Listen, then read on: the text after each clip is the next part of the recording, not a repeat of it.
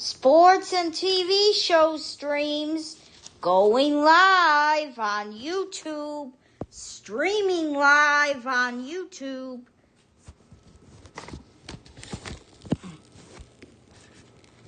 It's been a while since I posted Rescue 911 videos, so I'm going to post a lot.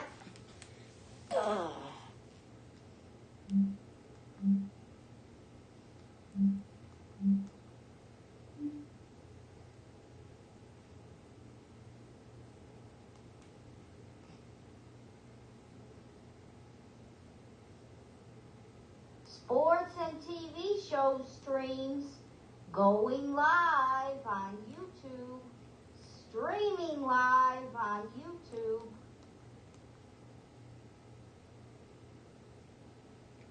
Yep, we are going live.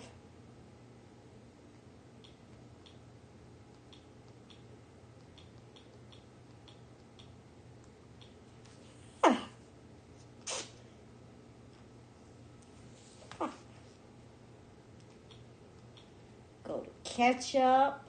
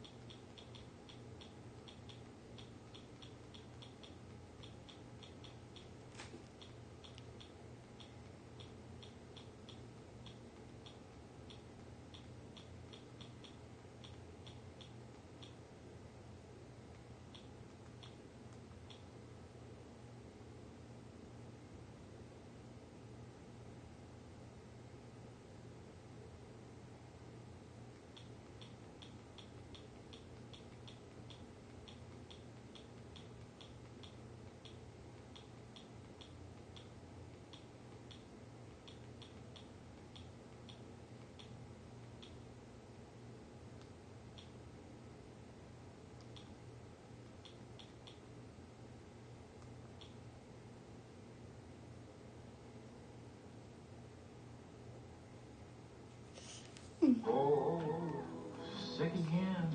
Sydney, how long does this morning sickness go on anyway? How should I know? All I know is I'm glad women have to go through it in honest manner. Well, I second that. Men are such wimps.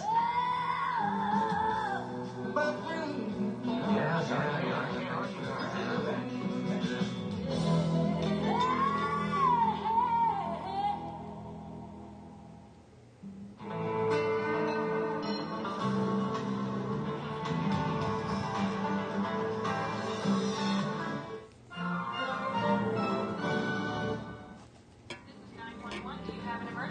Today on Rescue 911, a father's distraction.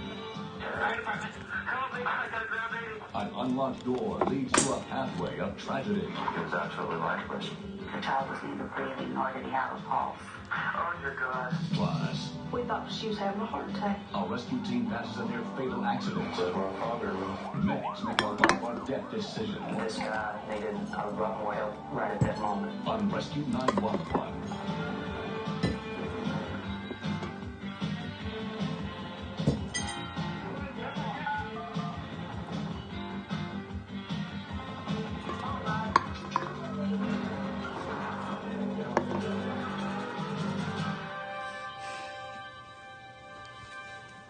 We begin late in the afternoon of Thursday, September 9th, 1993, in Laguna Niguel, California.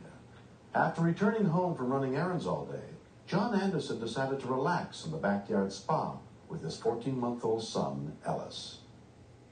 Wait right there. Wait there. Ellis loves the water so much that if he sees a bathtub, if he sees a pool, if he sees a puddle in the street, that's bath time. He's going in. I keep Ellis inside, and it works out great because it makes it so I can get the covers out of the way, make sure it's warm enough without having to worry about him getting in without me. It's down there. We're just getting ready to go out. Ready to go swimming? Right about that instant, the telephone rang. You want to play with your toys? Okay, you play with your toys. You use the balls. Hello? Joe?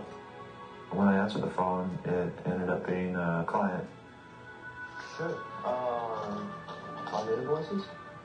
I heard Ellis in the family room working on the stereo. He bangs on it and switches all the knobs. Okay. As long as he was there, I knew I could talk on the phone because I knew where he was and I knew it was safe.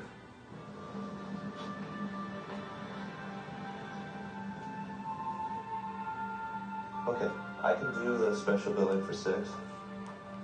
Shortly into the conversation, I didn't hear him anymore. Joe, no, hang on. Okay. As soon as I rounded the corner of the kitchen, my eyes focused on the sliding window being open. Instantly, I had just a cold feeling run from head to toe. He was absolutely lifeless. When I turned him over and saw his face, I thought, he's dead. He's gone. When we continue, I've never had a call where I was able to bring somebody back to life, but I was hoping that this would be a time when it would work. these are the times. When the laughs come from the heart,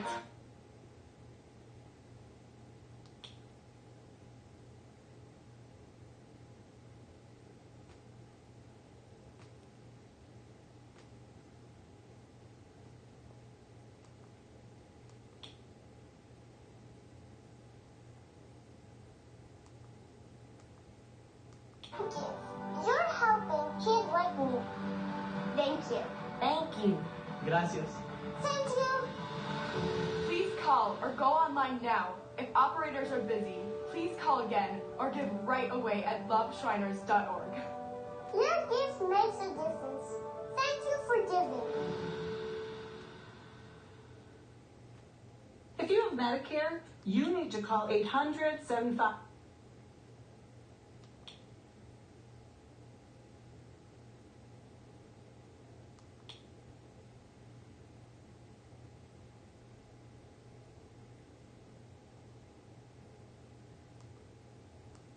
Okay, I don't know how to do CPR. Is the baby right there with you? Yes. Hang on. Do you know how to do CPR? No, I don't. Okay, I'm gonna tell you what to do. How old is the baby? 1 year. Sir, calm down. Help me, God. It's very intense when you have a call like this. It's Oh, God, help me. Listen to me. I am. Okay, take a deep breath and stop, okay? Yes. Okay. I needed to get control over the phone call so that the man would be able to listen to me and I could help them both. I'm gonna tell you how to tilt the head back. Okay. Place the palm of your hand on the baby's forehead. I got it. Place the index of your finger on the other hand on the bony part of her chin. Uh-huh. And lift upward. On a 10? Okay, Got it. is your head tilted back? Yes. Okay, look at the baby's chest and stomach for movement. Put your ear next to its mouth and listen and feel. There's nothing. It's good one. Coming out? I remember him making a gurgling noise, and it wasn't the kind of noise that was taking air in and letting air out. Okay, look in her mouth and see if there's any vomit. Yes. There is vomit? Yes. I knew that if there's vomit there, you can't give him breaths. And scoop it out with your fingers. Please all I am. out. I am. Okay, is it all out now? Yes. Okay, take a small breath. Cover the baby's nose and mouth with your mouth and make a tight seal. Blow real softly 2 times into her mouth, okay? I did it. Did the chest rise? Yes. Okay, with your index and middle finger, press gently on the inside of the baby's upper arm. Right between, right between the armpit and the elbow. Got it. Okay, see if you feel any pulse there. Hold it down for about 5 to 10 seconds. No. Okay. The child was neither breathing nor did he have a pulse. I've never had a call where I was able to bring somebody back to life, but I was hoping that this would be a time when it would work. We're going to tell you how to do CPR, okay? Okay. Okay, place 2 fingers of your hand closest to the baby's feet, Uh-huh. in the center of its chest, Uh-huh. 1 inch below the nipples. Uh-huh. Okay. Rapidly compress the baby's chest about 1 inch deep. With your Okay. fingers. Repeat, do it 5 times in 3 seconds. 1, 2, 3. Faster, like 1, 2, 3, 1, 4, 2, 3, 4, 5. Okay, then take a breath and blow softly into the mouth twice. Remember, you're going to put your mouth over its nose and mouth both, and blow real softly because you don't want to blow too hard, okay? Okay. Okay, now just keep doing that. Do 5 times on the chest. 1, 2, 3, 4, 5, and then 2 breaths. Just keep doing that. 2, 4, 5. And 2 breaths. Okay, just keep doing it. Is that the baby right here? Yeah. Is she coming? Is it coming to life? I don't know. Is there any breath? Okay, It seems like she's breathing. Okay, let's check and see if she's breathing. Put your face. It's got a heartbeat.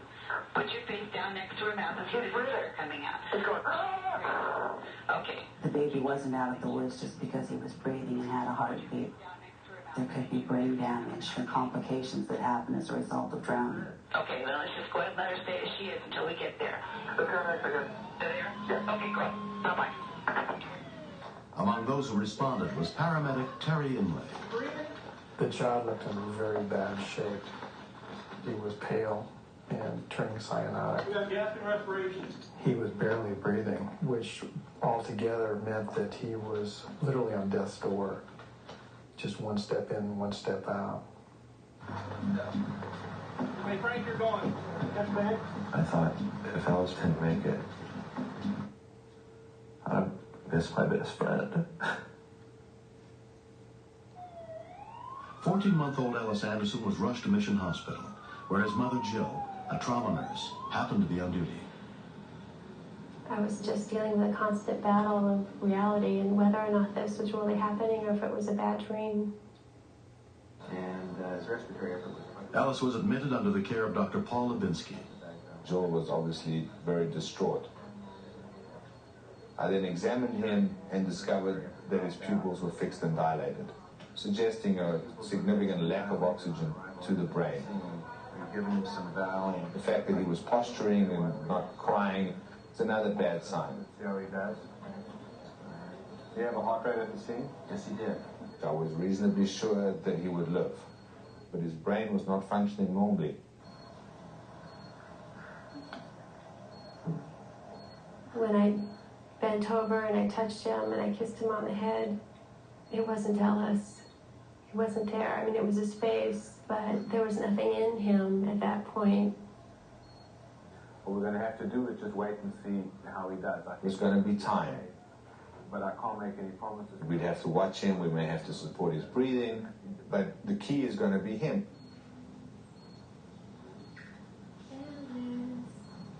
I was thinking about all the happy times that we'd had. I didn't know how much of Ellis was going to come back. He means the world to me. I doubt without him I could go on. That night, Ellis's parents stayed at the hospital. One of the nurses ran over and said, "Come see him, he's really waking up." I ran in there and he was smiling. Hi. Hi. I was totally relieved. It was like the entire building had been lifted off my shoulders.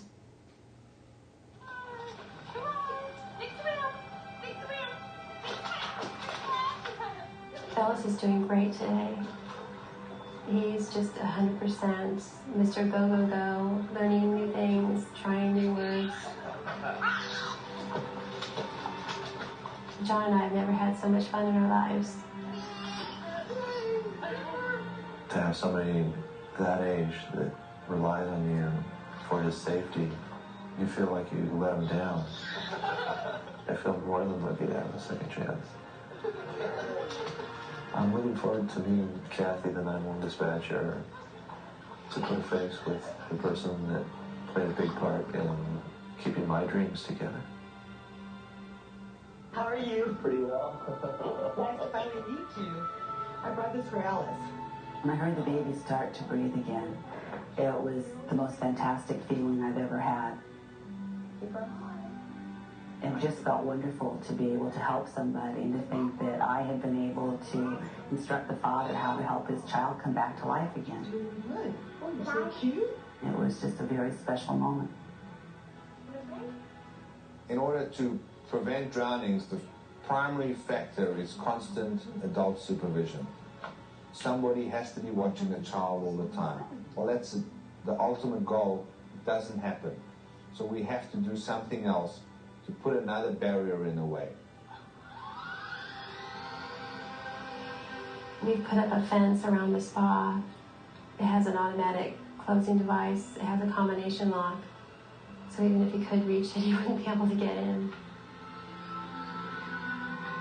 I'm also a very great proponent of CPR. Doesn't matter how high your fence is. It won't help a bit if you don't know CPR. He's the greatest. I just look forward to seeing him every day. Doesn't matter what we do. The fact that we can do it is all that matters. Next. She turned a purple color, like she was just choking. We knew her heart condition was serious, and we thought she was having a heart attack. Wake up every morning to Funny Side Up. I tell you, Michael, when it comes to job.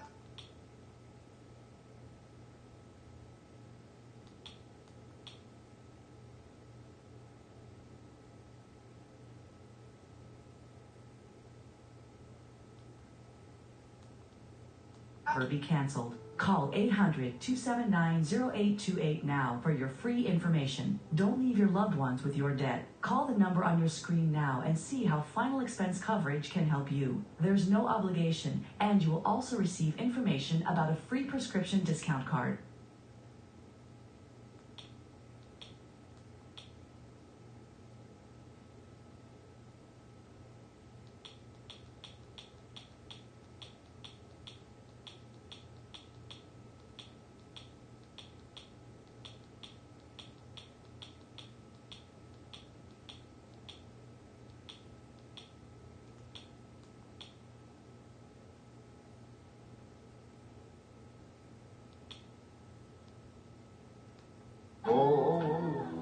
Sick again.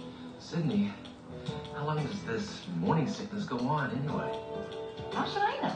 All I know is I'm glad women have to go through it in an honest manner. Well, I second that.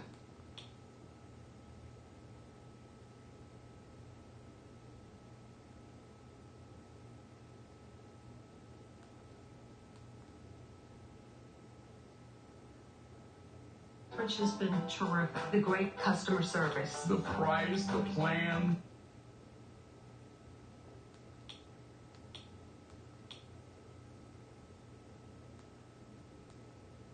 Carrier. I can bring my own phone number. I select.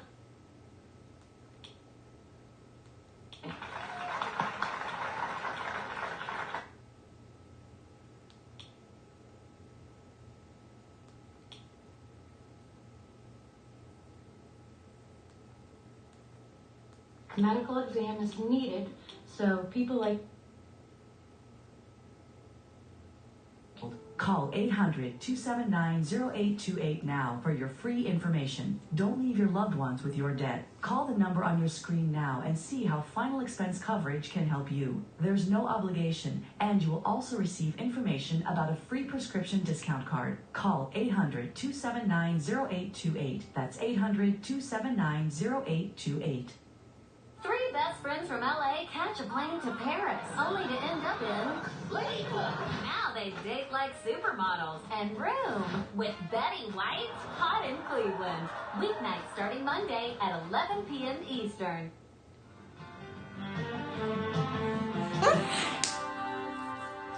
As parents, we want the best for our children. Although Cindy and James Farrell's daughter, Nicole, had been born with a life-threatening heart condition, they were doing all they could to give her a normal life in their hometown of Shelbyville, Tennessee. But on the evening of June 12, 1992, they were reminded that June life 12th, is unpredictable that's my and dad's they can easily birthday. be caught off guard. Nicole was 3 months old when she had her first surgery. There you go. The doctors told us that the best thing to do was let her have her first surgery, or she would never make it to her first birthday. Well, I worried about her, but, I knew the doctors could only do what they could do. Cindy's sister-in-law, Jennifer, was visiting that night with two young cousins. Nicole walked to the door.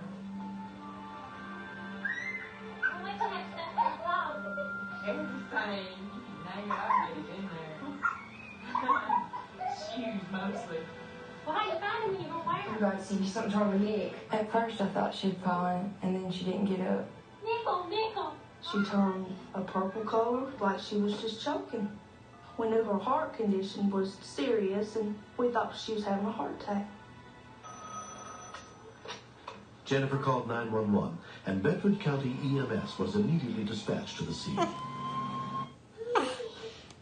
It was very hard for me to sit here and look down and see my baby, breathing. While waiting for the ambulance, they called Cindy's mother, Virginia Pierce, and she called her husband Bob at his lodge meeting. And told Bob they were taking the baby to the hospital. He says, I'll be right there. Within 4 minutes of the call, a medic unit arrived, including EMT Greg Johnson. Anytime you deal with children, the anxiety level kind of goes up and you get a little bit more nervous just because they're kids. Everybody just kind of looked real scared. Has she ever had seizures before? Well, I checked her pulse, and her pulse was okay, and her breathing was okay. Both her lungs were good and clear because she had had a heart problem. The mom decided that it would be best for her to go to the hospital and get checked out. The ambulance carrying the little girl took off for Bedford County General Hospital, with family members following behind.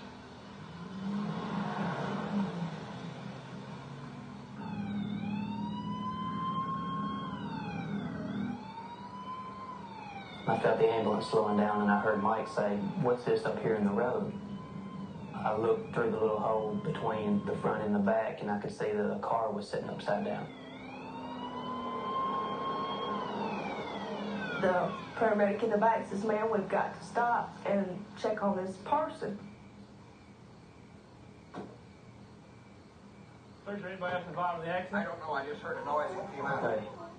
I was thinking, why can't they just go on and get my baby to the hospital? Then again, I can understand. That's their job. They need oxygen and sea-collar, Greg. Nichols' father, James, went to see what had happened. Now I run over to him. This is my father-in-law. Okay, go back. Don't let her know what's going on. Ambulance driver one told me, he says, whatever you do, said, don't tell her that's her daddy.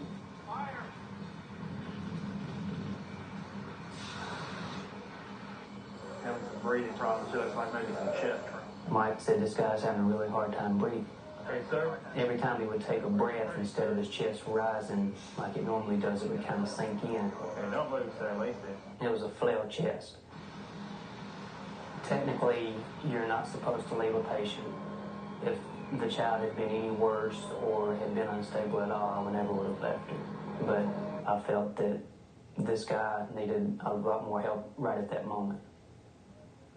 Virginia was waiting at the hospital for her youngest granddaughter to be brought in, and her husband Bob and other family members to join her. What's going on? And I said, James, what's the matter? He says, go out there and talk to Daddy. That was James's father. What's wrong? And then he told me that it was Bob, and he's bad. While doctors examined Nickel, Bob arrived at the same emergency room. And when they brought him in, to me, he didn't show no life. Oh, my, no. I wanted to go in the emergency room to see if they would let me see it. I heard my mama start screaming, said it was my daddy. Knowing that they was talking about this man, and I was saying, let the man die. It's hard to think back on that. Bob had suffered 14 broken ribs, a punctured lung, and a bruised heart. A life flight helicopter transferred him to Vanderbilt Hospital in critical condition. He underwent surgery, but over the next couple of days, his condition continued to deteriorate. The doctor said he keeps mumbling about a baby. But I think he had in his head that something happened to that baby. And I finally made it down there Sunday. I grabbed Daddy's hand and I said, Daddy, I said, Nicholas fine. They said when Cindy come up and told me that is when I took a turn and started getting better. Till that time,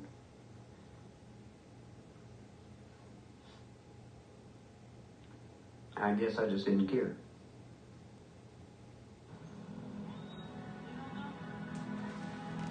4 months later, Bob Pierce has completely recovered from the accident.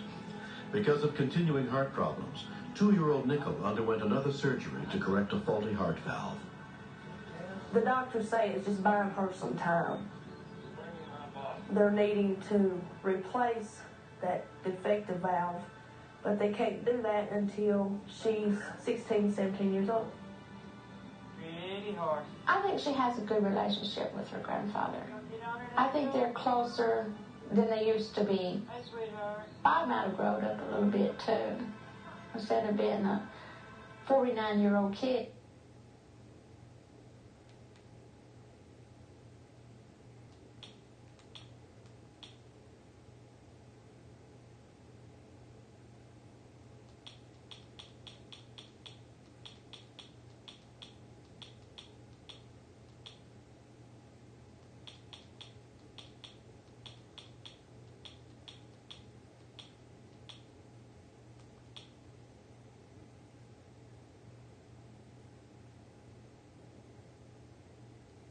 That's some other thing that he wants me to do.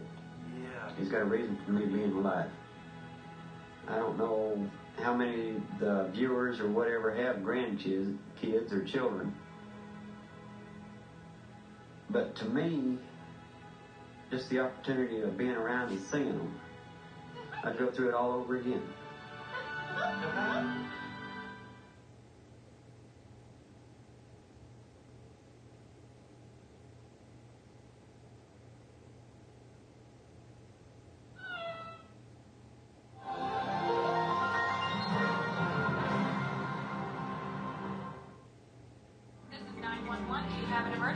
Today on Rescue 911, an accident waiting to happen. A boy at the wheel of an ATV drives it straight into disaster. Oh my God! Wyatt! And she was saying, he's dead, he's dead.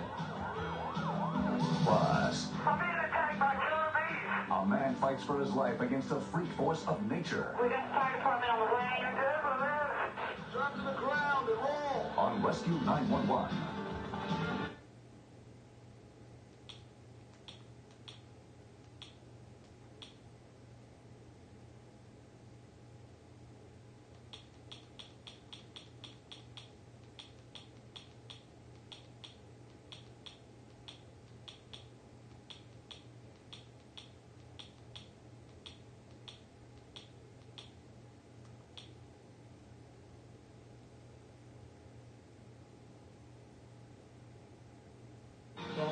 If he wants to be in horror culture or whatever he wants to do, he will do it with all the gusto possible. But it's scary. You have no control over Mother Nature. Anything can happen.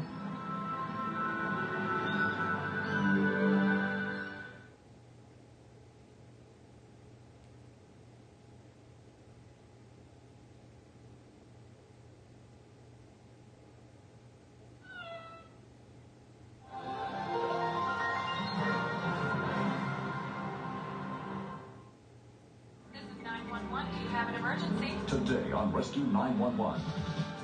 Danger in a no trespassing zone. One wrong move plunges a woman down a 150-foot drop. And I was just blown away that she was alive. I can't feel my legs. Plus, What's wrong? mother's helper shoots scalding hot water in a baby's bath. It looked like his body was very bright, like there was no skin. There's no way this kid's gonna live. On Rescue 911.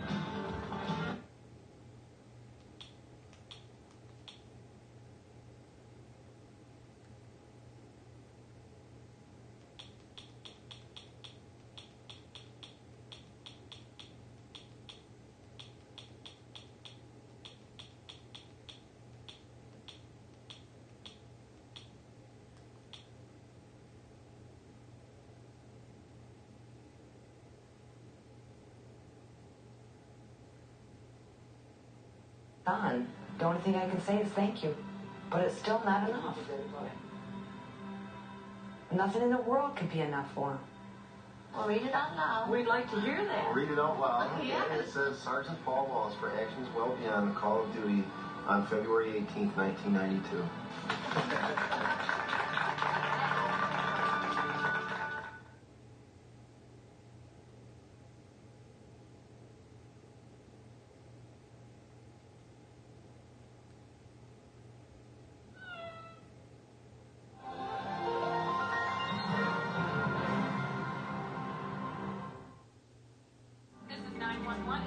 emergency. Today on Rescue 911. One more for the road. Driving under the influence. I checked the driver real quick, and he was obviously dead. Turns a truck into a loaded weapon. When I opened the door, a beer can rolled out onto the pavement. Plus, Mom, where are you? terror surrounds a 5-year-old home alone. I just got home from school, and my mom's here right here. On Rescue.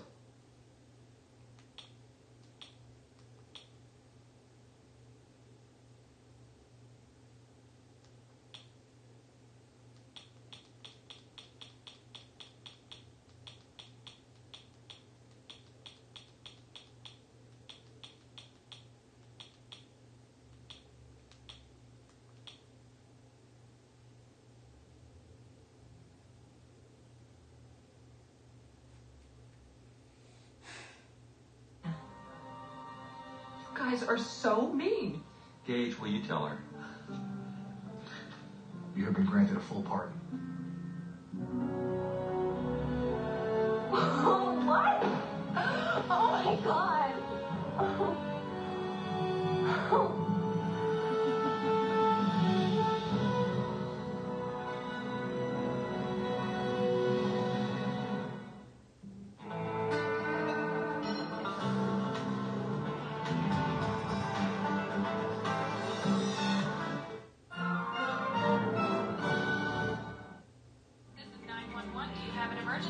Today on Rescue 911.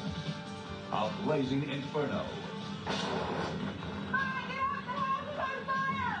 Benton County 911. A frantic cry for help is a trapped man's only hope of survival. So I knew there wasn't a lot of time. Plus, when a high-speed chase ends in disaster, the jaws of life are a cop's only way out. He looked like he looked dead. On the next Rescue 9.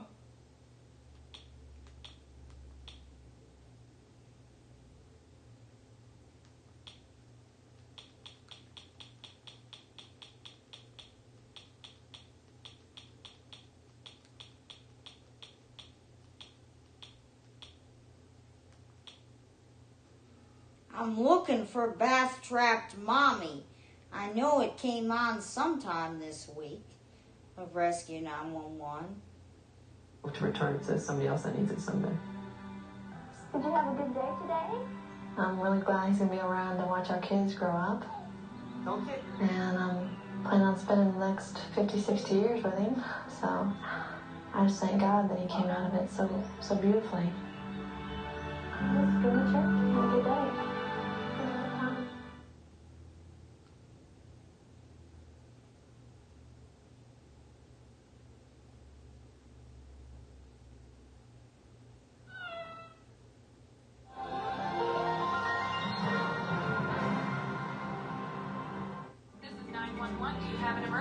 Today on Rescue 911.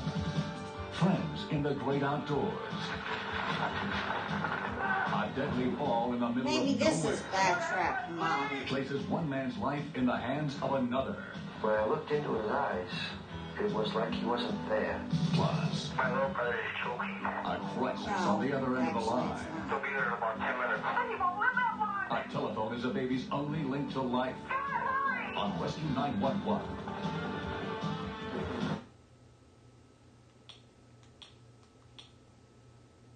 That was Ham Heimlich.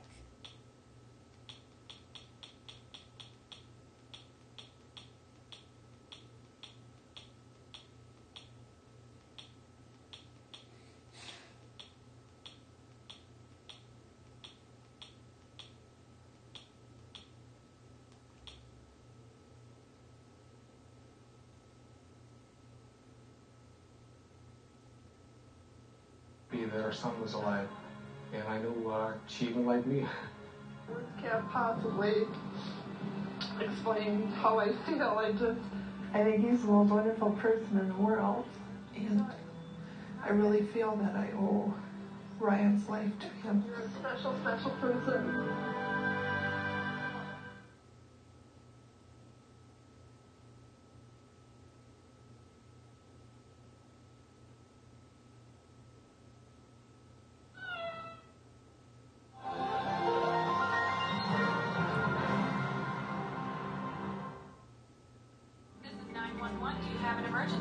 Today on Rescue 911.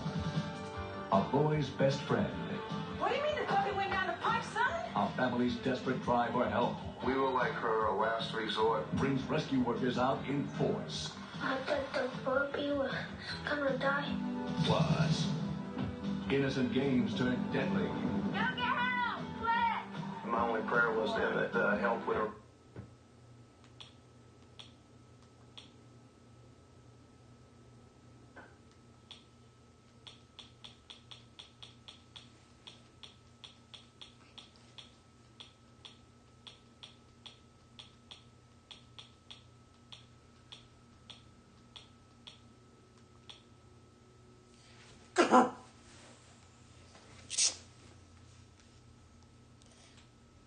Crucial, but this was the time that we needed it bad.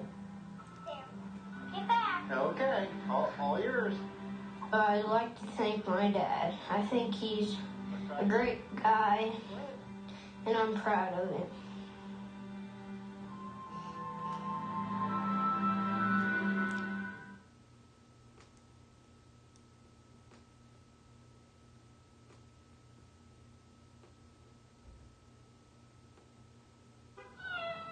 Meow.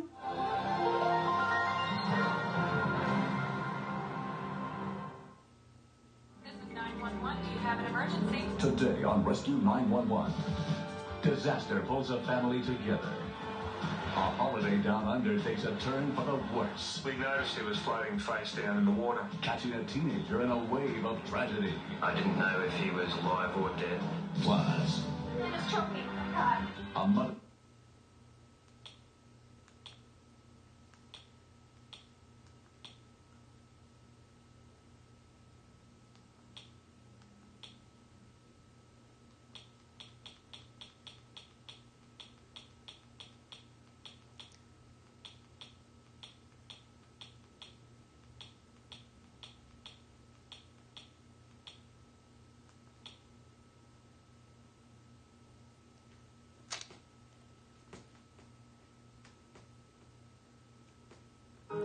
So long, CD.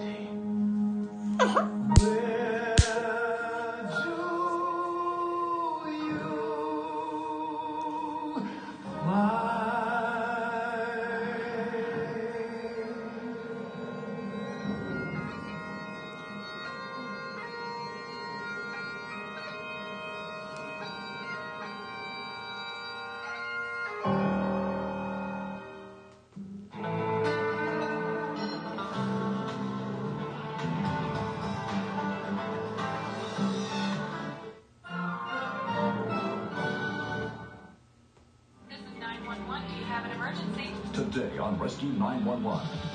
A faulty electrical system. We opened the door and all we saw was fire. A burning Christmas tree. Threatens the lives of two innocent little girls. Mommy, what are you doing? We need to get out. I said, I don't know how. Plus, a New Year's Eve party reaches new heights. You can just see the top of the tree swinging.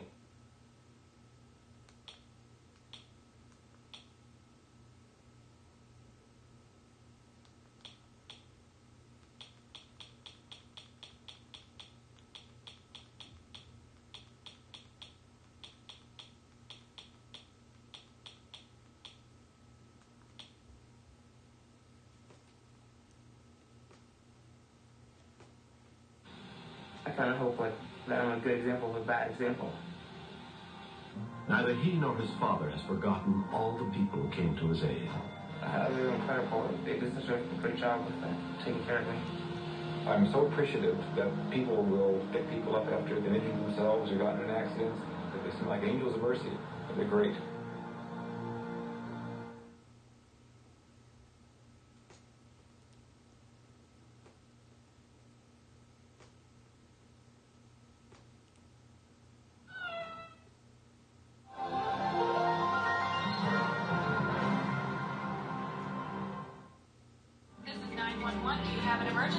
Today on Rescue 911. Disaster strikes a small town.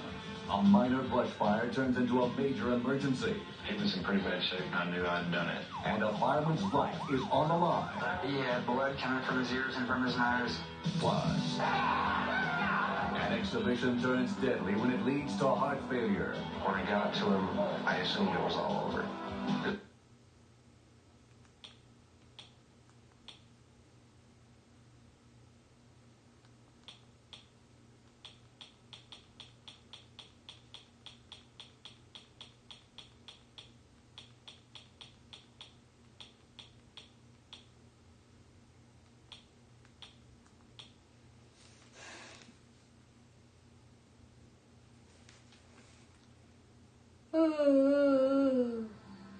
I'll be grateful the rest of my life to those people.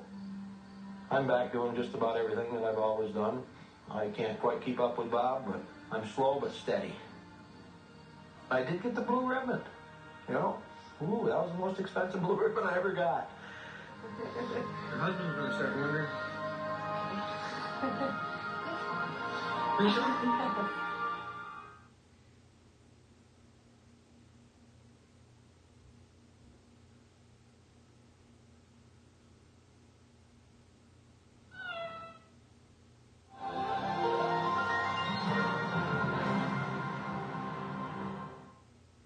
This is 911. Do you have an emergency? Today on Rescue 911, innocent children are in danger. A neighbor's careless aim explodes into a deadly disaster. That was just a nightmare unfolding right in front of my face. I loved my sister and I didn't want to see her die. Plus, a go-kart crash.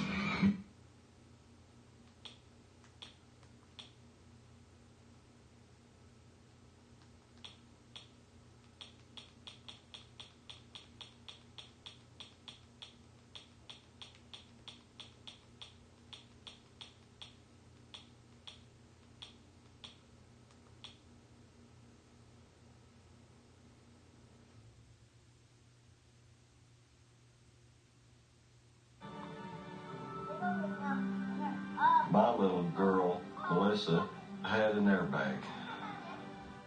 It was H.A. Corzolis. He's a miracle child, and, I feel good about that. They're best of friends. They always will be. They'll never forget each other.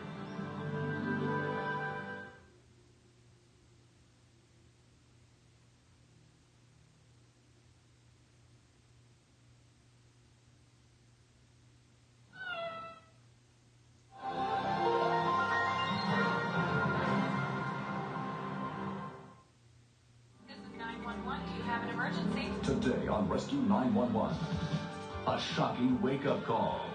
My dog. An accidental overdose sends a 3-year-old into a deep coma. We really were uncertain if she was going to survive. Her family prays for a miracle. I felt so guilty because it was my medicine she had took. Plus, He's never wanted. Julia.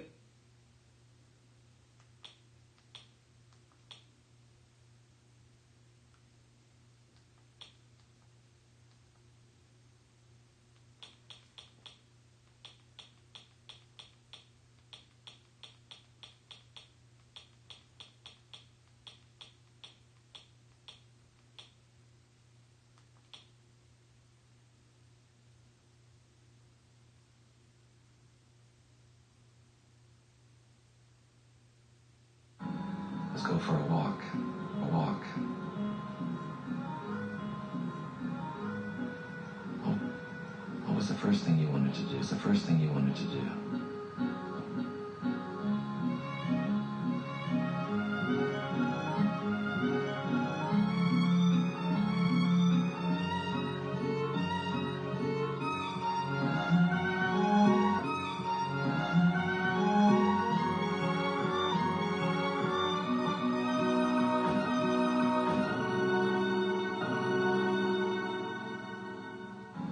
Let's go for a walk. A walk. Oh.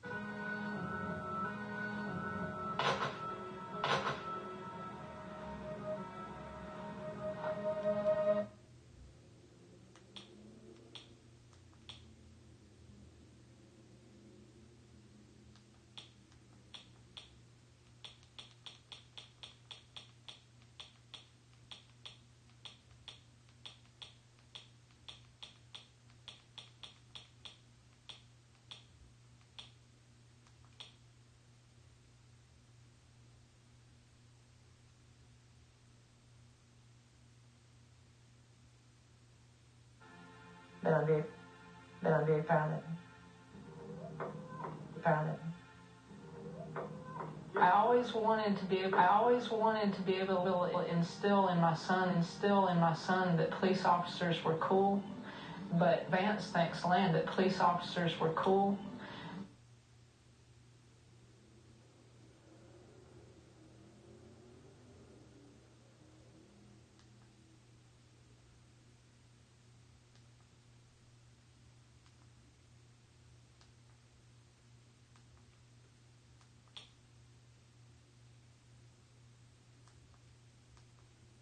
Very dangerous area, and Bridal Falls does claim lives every year. Lives every year.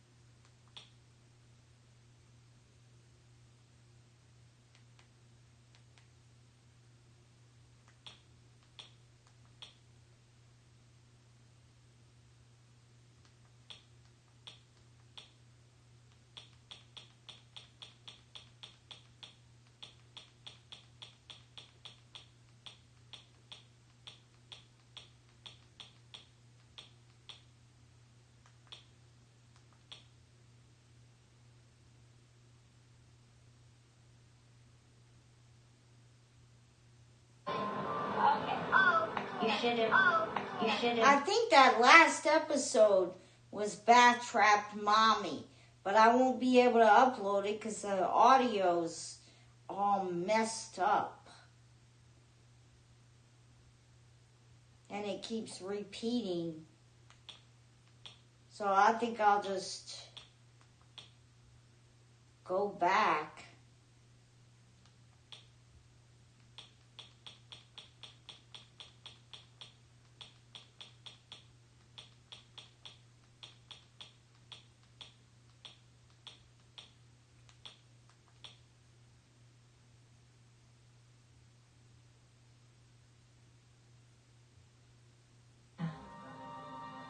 Guys are so mean.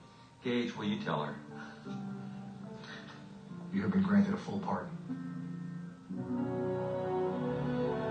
Oh, what? Oh, my God.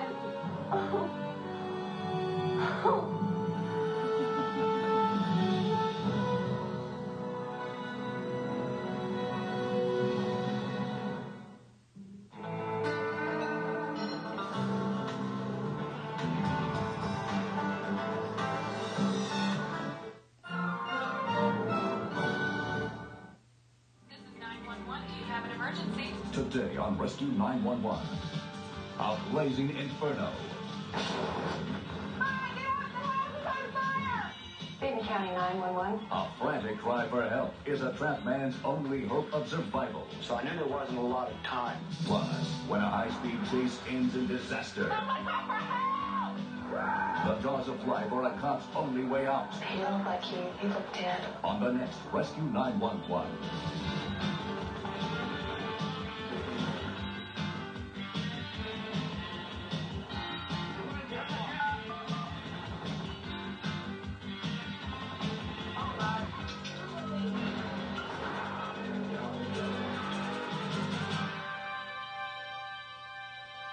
When tragedy forces us to reassess our values, it can serve as a painful reminder of what's truly important in our lives. I'm William Shatner. Tonight, true stories of families that pulled together in their darkest moments on Rescue 911. We begin on December 13th, 1992 in Rogers, Arkansas, as Mike and Karen Hall and her 9-year-old son Andrew were looking forward to spending their first Christmas together since Mike and Karen's marriage the summer before. I'm just sleep. I'm kind of a little disordered. I'm with mom and dad and Andrew, that's me, and no one else in the world. Every night when my mom and dad say my prayers with me, and I say goodnight, and then they shut the door.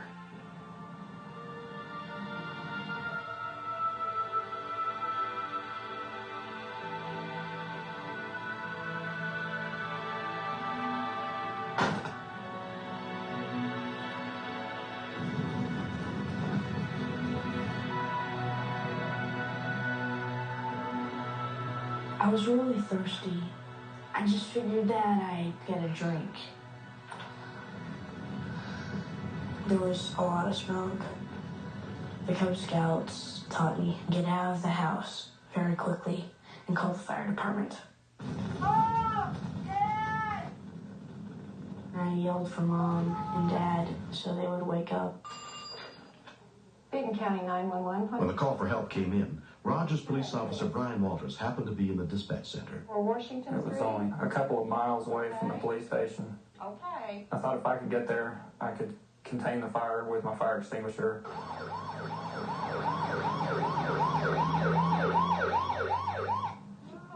My aunt is a semi-invalid, and so I was making sure that she got out. Then I realized that I didn't see my husband on the front of the house. I was panicked. The fire had really become an inferno.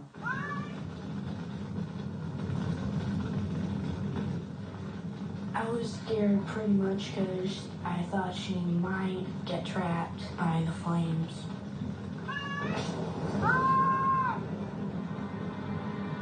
When we continue.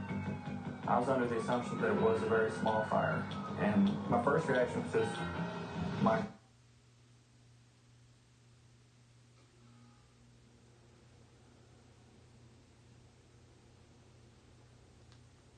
Power Award for highest customer service 8 times in a row.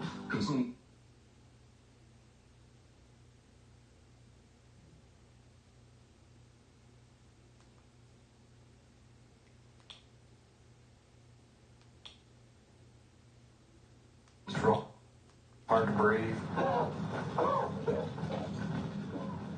There was lots of black billowing smoke and heat. And that Mike was still in the house was very frightening to me.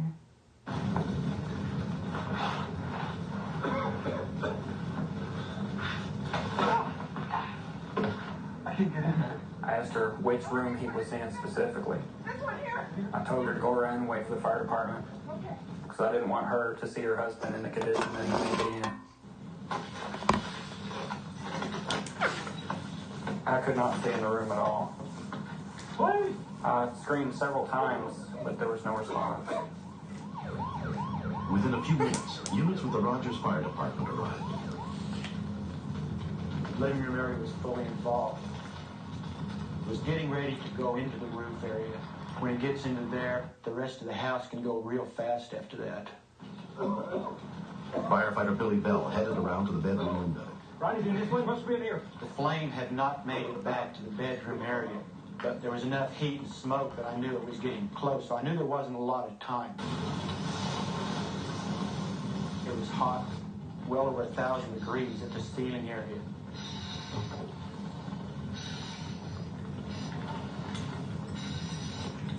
I honestly wouldn't have said that he was alive for sure at all. Where's my voice, Bill?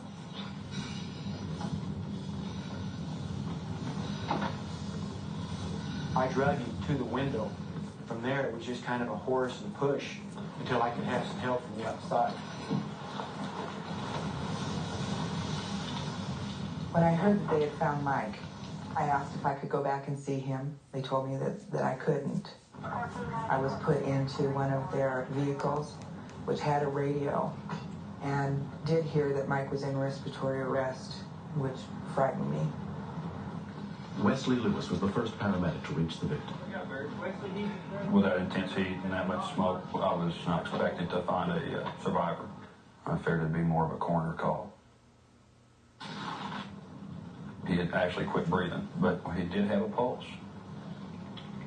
And we opened his airway, and he took 2 gasping breaths. I was very surprised to see him making an effort to breathe, and I hope that he did have a chance, at least. At St. Mary Rogers Memorial Hospital, emergency physician Lee Fincher took over Mike's care. The patient was deeply unconscious. He was unresponsive. He was in critical condition at that time.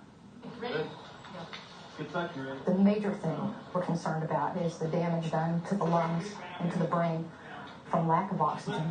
It was a possibility that he would not make it out of the emergency room. It was also a possibility that he would make it out of the emergency room as a breathing body with a heartbeat, but no brain functions left. It was hard to see him laying there, having his life sustained by machines. And told him how much I loved him. Told him that he was going to make it. You know, that he was a strong man who would fight. By the third day after the fire, Mike was much improved, but he was still unable to speak. He wrote a note that said, "Who saved my life?" and my mom wrote, "Andrew did." Mike wrote, "Thank you for saving my life" to Andrew. Tears were in Mike's eyes, and Andrew started tearing up also, but he was trying to be so brave that he turned towards the window so his dad couldn't see him cry. 1 year later, Mike Hall and his family have a lot to be thankful for. The best thing that came out of this for me was the way it brought Andrew and I closer together, more like a father and son. He has the qualities to be a very good father, and another good quality that he has is to go fishing very well. Well, honey, they'll have to be right up at the very top. When you go through something as devastating as this, you realize how inconsequential material things are. Make the time for your family, make the time for your friends, because that's what's going to be there when everything else is gone. An investigation of the fire subsequently determined that it was caused by a spark from an extension cord. If you have smoke detector, make sure they work properly. If you don't have smoke detectors, get one. If Andrew hadn't known what to do, we all would have died. Makes me want to give him a hug every time. I love him so much. Next. He was married, had a child, he had one on the way. I kept thinking of the fact that a police officer not supposed to die this way. Attention, citizens! Bunny's in danger!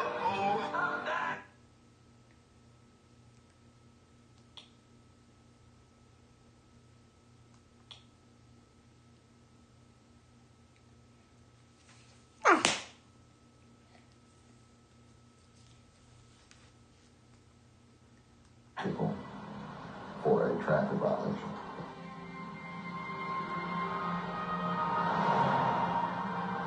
The driver of the vehicle decided not to stop, decided to run.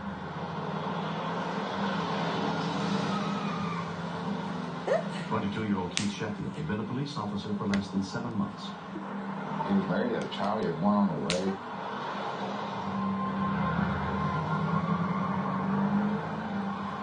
I kept thinking of the fact that a police officer not supposed to die this way.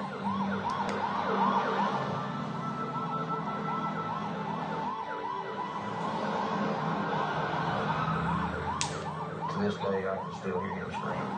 And it is something that you hear, you'll never forget.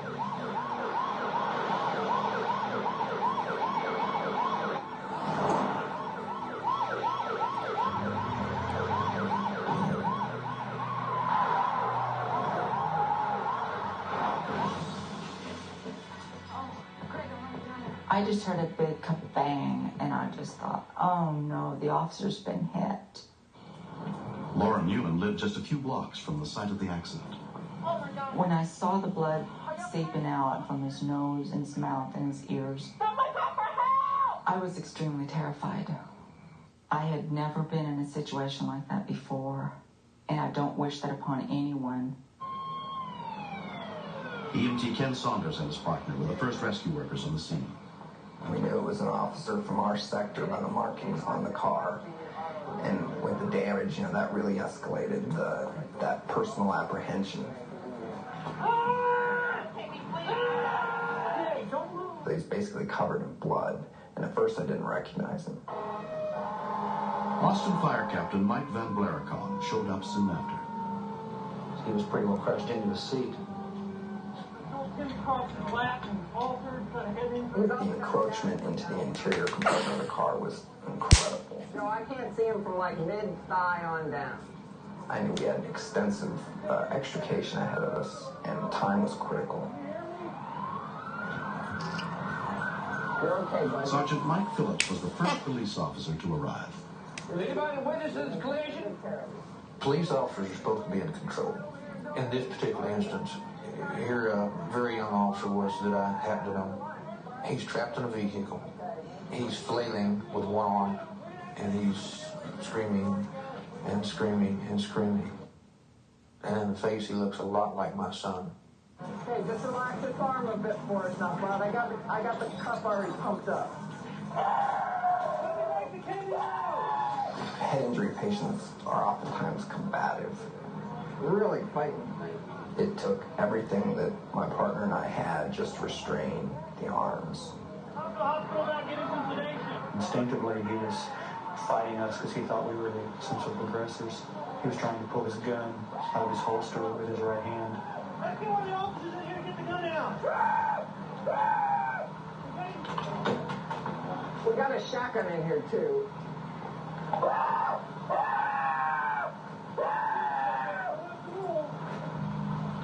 Got it. Okay. We got the service. Read officer for his gun.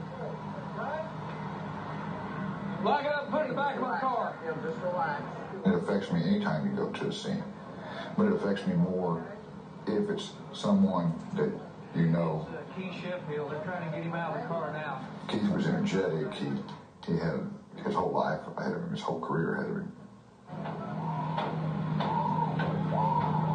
He was screaming. I mean, his blood-curdling scream. I reached inside and I grabbed him by the arm and he looked at me like he didn't know who I was.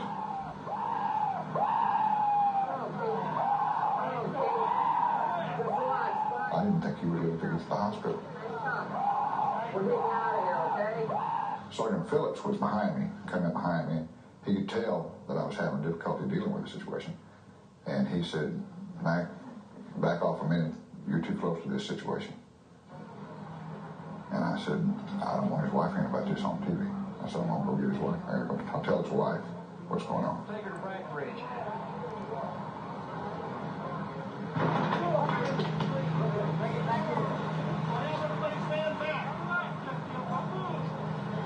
Hang on, buddy. Monitor shows about a rate of about 100. Well, we got enough room. He's not a problem underneath. It's just from the side. They just opened it up like an old rusty can. And then and only then were they able to free his legs and feet. You okay? After more than 40 minutes, Keith's body was finally lifted free of the wreckage. Those firefighters and those EMS techs that night, they were going to get that boy out of that car alive, whatever it took.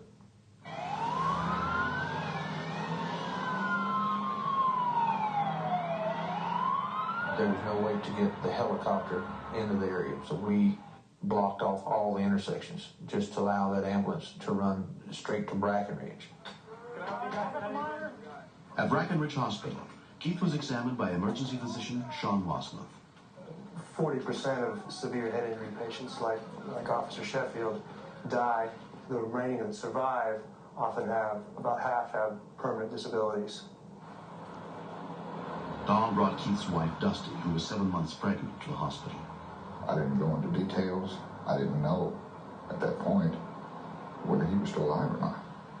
Sergeant David, as he's driving me there, was telling me that, he's real critical and they don't know if he's going to make it, and I just didn't hear any of that. He's stable at this time, but he's critical. When I walked into the emergency room and just saw him laying flat on his back, he didn't look like Keith, he looked dead. You back in? I'm back. Let's go. Fortunately, he had no other life-threatening injuries except for his neurological injury. He was then sent to the intensive care unit. At that time, we were playing a wait-and-see game. Keith was in the coma for 12 days. 12 very long days. Keith, the nurse told us she could do something for us today. Told me you did a hook 'em horn for her. You gotta show us. Sleeping? Come on, babe. It was great to see him move and wake up. I knew you could do it. 8 months have passed since Keith Sheffield's accident. When I first went to the rehab center, the doctor with his first evaluation there told me that it would probably be 6 months to a year before I could get back to a desk job. And I told him, no way, I can't do it. So if I'm not back at work, I'm going to go crazy. I've got to be at work. And within 2 weeks, I was back at work. Way off. Whoa. I honestly didn't think that he ever would come back to work as a police officer. I was proven wrong. I learned a lot by it. I learned you can never count anything out until it's over. I didn't believe that Keith was going to live. And Ann Hutchison is a stress debriefing counselor. The problems that EMS police officers face if they don't get a chance to deal with the impact of their calls on them is high rates of suicide, high rates of divorce, high rates of drug and alcohol abuse, feelings of isolation. See what the birds need. That's enough? Enough? Yeah. Watch yourself out. You know, before you see your kids and you think how much you love them, but it just doesn't really go down deep until something like this happens, and you worry about what would happen if you weren't there. I really try to make every moment I have with them the best one. The driver of the speeding car was subsequently arrested and charged with evading arrest. Go! All right, let's go. I'm real proud to work for the Austin Police Department. It means a lot to me, more so now than it ever has before. I'll never forget what everybody has done for me. And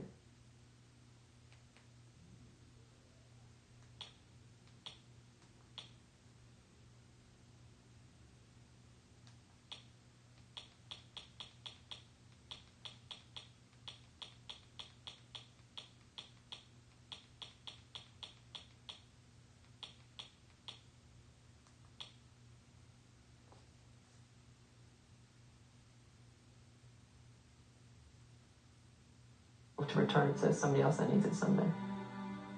Did you have a good day today? I'm really glad he's going to be around to watch our kids grow up. Okay. And I'm planning on spending the next 50, 60 years with him. So I just thank God that he came out of it so beautifully. Yes, good to church. Have a good day.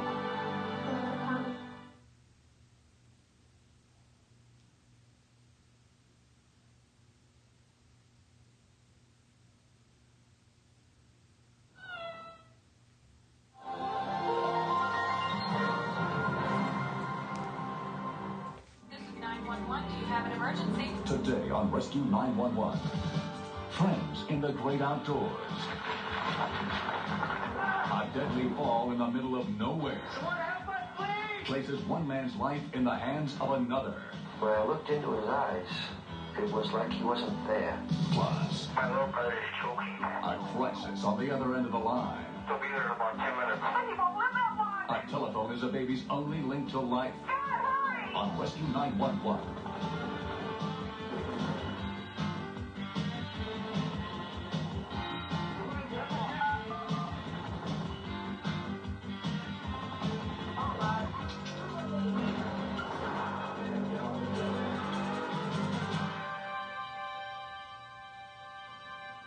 We begin in the scenic mountains outside White River Junction, Vermont.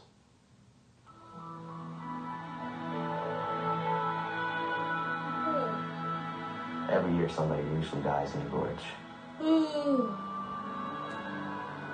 There's about a 163-foot drop on both sides, which is vertical. And one wrong move, and it could end your life.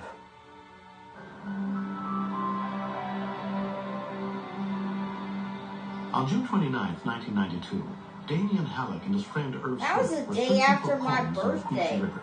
June 29th, 1992. My People have been birthday's throwing June 28th. coins from the bridge for years. I mean, no, most of it's rocks and mud.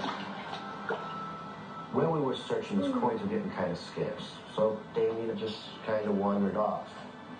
I figured he was just going to look another place.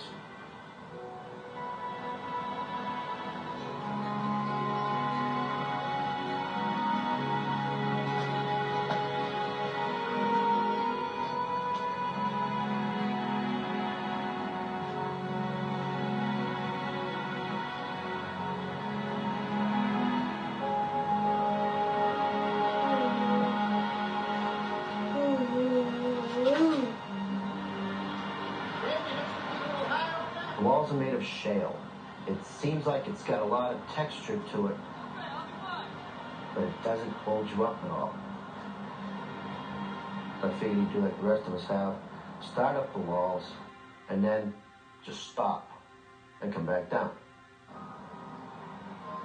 Up above on the bridge that spanned the gorge, Lon Ballard and his wife spotted Damien on the side of the cliff.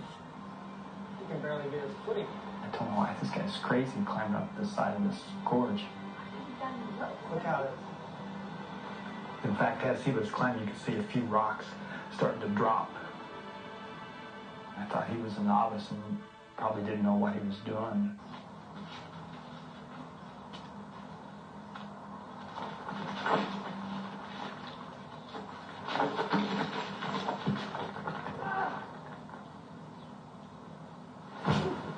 Seeing him fall was the absolute worst. I honestly thought that there was a major puddle of blood on the other side with him just all broken up. We thought that he was dead because, you know, it was such a hard hit and he hit head first. I'd never seen somebody fall and die. When we continued. When I looked into his eyes, it was like he wasn't there. It didn't seem like it could be possible that he would actually live through it. Calling all night out.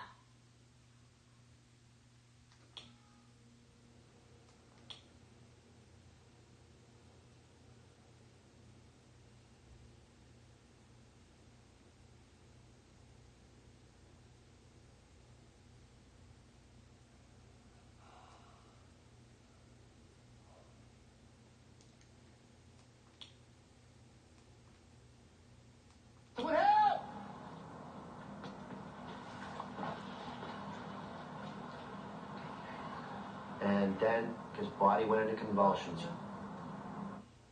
He just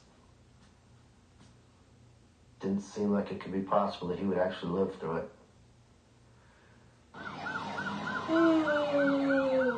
The call for help sent rescuers with the Hartford Fire Department to the scene from their station 6 miles away.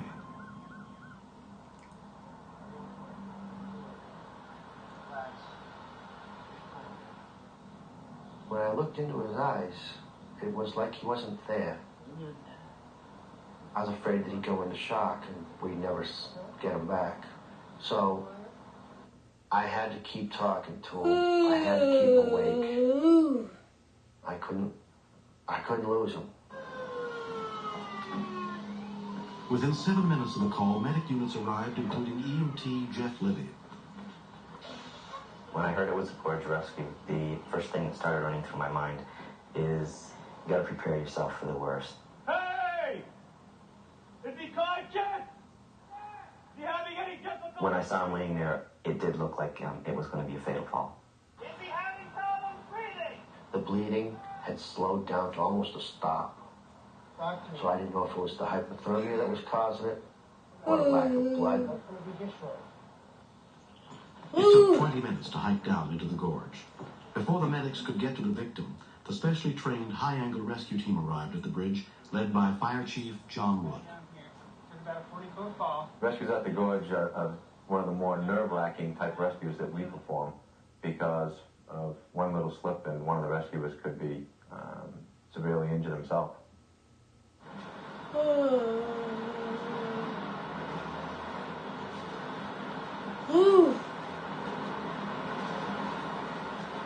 When the paramedics arrived, I just had a terrible weight lifted off my shoulders.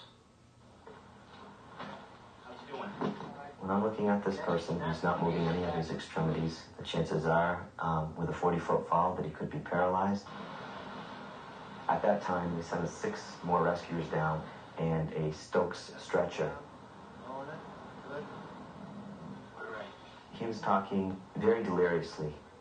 He wanted to know if he was going to die, and we have to try to downplay that, to try to get him to talk to us, try to get him not to think of those things.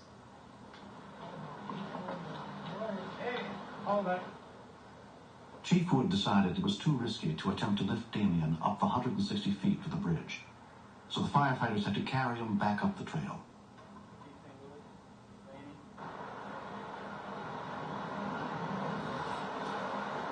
When I saw him carry him out, I had a very strange feeling that I probably never see Damien the way I used to seeing him. The fear of it all was finally starting to catch up to me.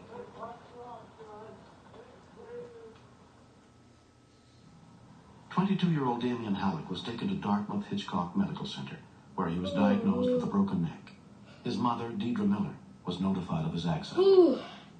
I didn't know if he was paralyzed. I didn't even know if he could think. I didn't know anything. And I didn't know what to expect when I got there. Among the doctors treating Damien was orthopedic surgeon Phil Bernini. I think Damien's friend Irv really did a remarkably wonderful thing, because not only did he immediately save Damien's life by allowing him to roll out of the water so that he can breathe on his own, but he did it in such a way that he protected the spine from excessive motion, which could have damaged the spinal cord, resulting in either paralysis or death. 1 year later, Damien has completely recovered from the injuries he suffered in the fall. I was in extreme pain. Every bone in my body hurt. I had the fear of not walking again, but I had the hope that everything would be all right. I'm absolutely amazed that he's doing as well as he is. His attitude has changed a lot. He's a lot more careful in what he does. We went down to the Quechee Gorge on the exact same day that the accident happened a year ago. And he just looked at the wall and he didn't say anything. I'd like to know what he was thinking, but he wouldn't tell me. And he just left it at that. And it's great to have him back. It's just great.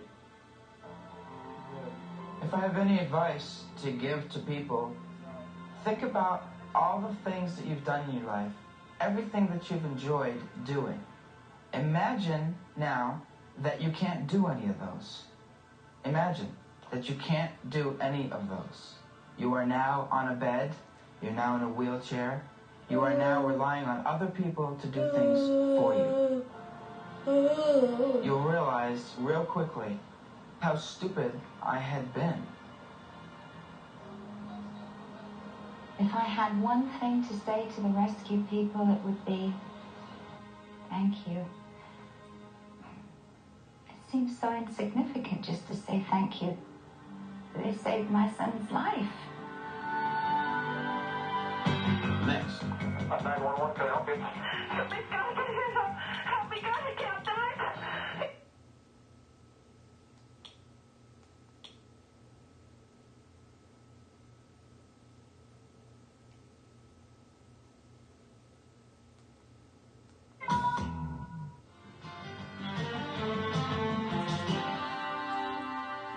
When a 911 system was installed in Sargent County, North Dakota in June of 1994, it came as a comfort to the residents of the remote rural area. But Bert Simonensky of Cayuga never imagined she would be the first person in the county to use the new system to reach out for help.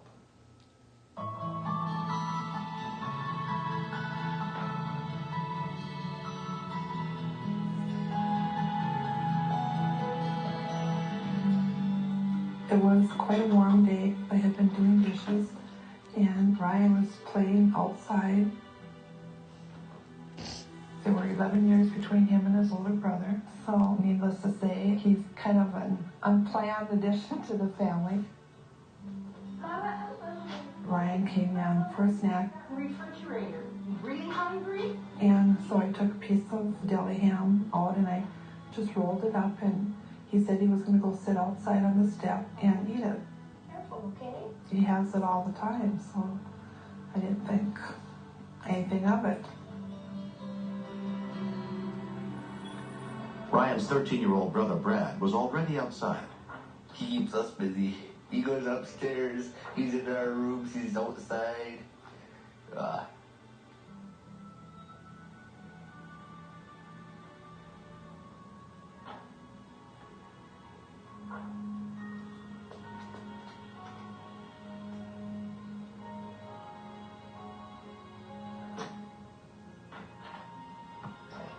Brad, come quick!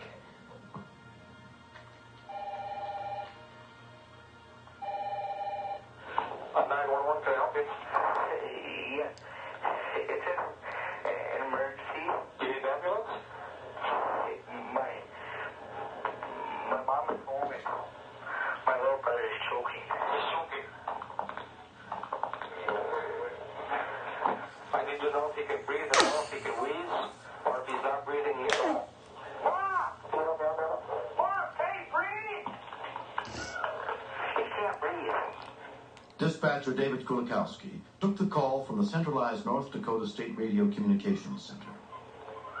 I had never handled a choking incident before, and I was wishing right away that I had had more experience. Okay, is he turning blue? What? Is he turning blue? He's out. He's out. Okay, we've got to try the Heimlich maneuver. In a rural setting that takes time for an ambulance to get there, I realized I was going to have to give pre-arrival medical instructions. But if you make a mistake, you could cost somebody their lives. The nearest medic unit was more than 15 miles away.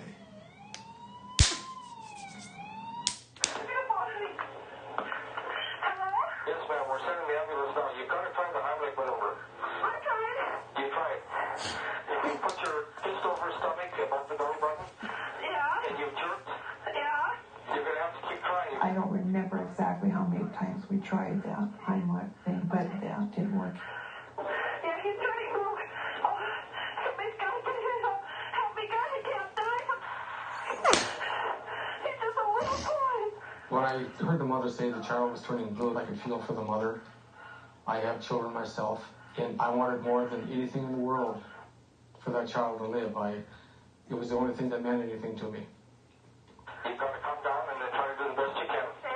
Is it possible he's getting any air in at all? It sounds like a little bit. It sounds like a little bit. Okay, you're going to... Hurry, God, hurry! So we do... Okay, you've got to keep trying, ma'am. I'm trying. They state they'll be there in about 10 minutes. Oh, my God. But he won't live that long. I didn't really know if he was even really still alive.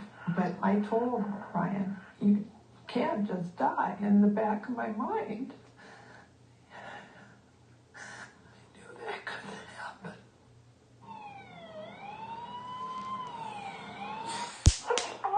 He's turning blue now. You still have him in your lap. I've got him in my lap. Okay, lay the child face up on the floor. Okay? Okay, straddle his legs with your legs. Okay. Place the heel of one hand on the child's stomach. Just above his belly button. Okay. Now push quickly down into the stomach 6 times. And then check the child's mouth for the object.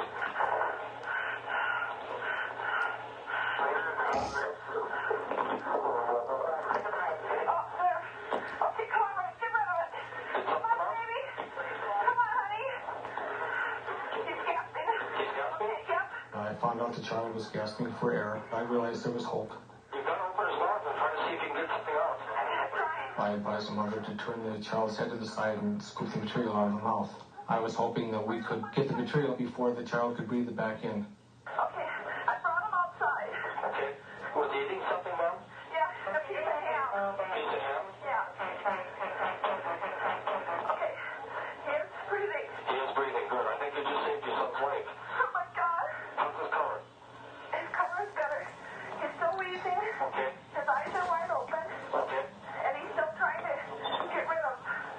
Look, it's coming. We can hear the service. Please. Hang in there, ma'am. You're a brave woman. Oh, my God. Okay, as soon as they get there, you tell them that he's still got a partial blockage. Okay. And make sure you tell him what these doctors told him. Piece of ham. Okay, I'm going to wait till they get there, okay? Okay. And thank you for your help. Okay, he's throwing up. He's throwing up? Yeah. Okay, turn his head to the side and clean out the mouth. Do it now. He's turning blue again. He's turning blue again? When I found out the child was turning blue again, it let me know that the child had breathed some of the material back into his throat. I felt a sense of dread. I'm the kind of person that's very hard on myself. And I felt that maybe there was something more I could have done. He was in my color before, now he does it right, Brad. He was eating a piece of ham. They're here. Okay, thank you, ma'am. Thanks for your help. He was eating a piece of ham. It took 23 minutes for the Foreman ambulance crew, including EMT Joan Fawcett, to get to the farm. Because of the partial blockage, he wasn't getting enough oxygen. I've never seen a child as blue as this one was. I think we just better grab him and go next. I thought the child was in a lot of trouble, so we had to hurry up and get him out of here and get to someplace quick because he needed more help than we were able to give him. Ryan, wake up. His mouth was clamped shut tight. Come on, buddy. I would pinch him to see if there was any reaction, and there was no reaction. Ryan, not getting a pulse. All of a sudden, I couldn't find a pulse at all. I thought we lost him completely, and I wasn't sure if I could go on myself, knowing that we did lose him. I've been on ambulance runs with CPR, but I've never done CPR, and I was hoping I was doing everything right. 1, 2, 3, 4, 5. He started choking, so that's when we turned him to his side, and a piece of hand fell out. Give me the section. It was pretty big. I couldn't believe how big it was. Well, hi, Ryan. He was looking around, and he was responding to his name. It was the greatest feeling to know that he was getting better, because this was our first 911 call. Ryan Simoneski was hospitalized and released 2 days later.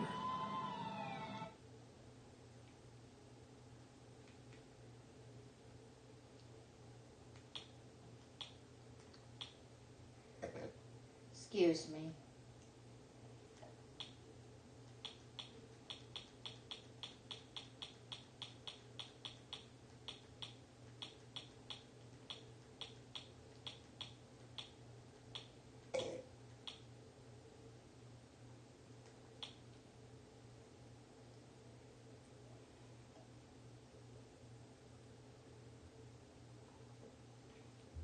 That her son was alive, and I knew she even liked me. Words can't possibly explain how I feel. I think he's the most wonderful person in the world, and I really feel that I owe Ryan's life to him. You're a special, special person.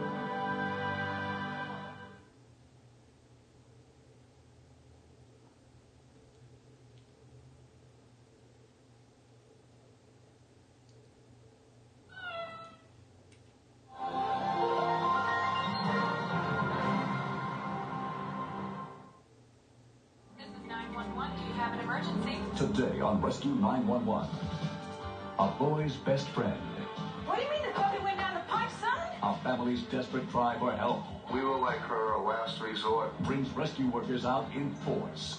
I thought the puppy was gonna die. Plus, innocent games turned deadly. My only prayer was that help would arrive before it's too late. On Rescue 911.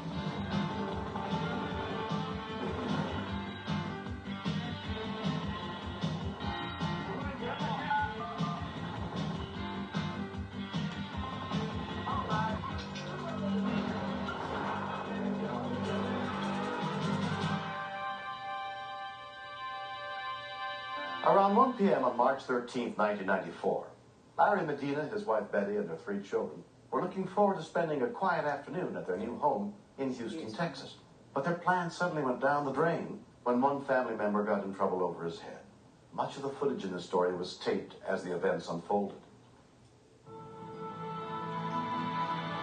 on now, let's take the puppy now.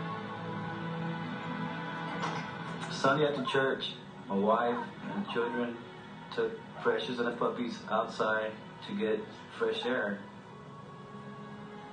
Okay, put the puppies around him. My kids really loved these puppies here. For having the puppies 2 weeks, they were really attached to them. While the rest of the family went to change out of their church clothes, 7-year-old Mark stayed outside. I was eating an orange and then I threw my pill away.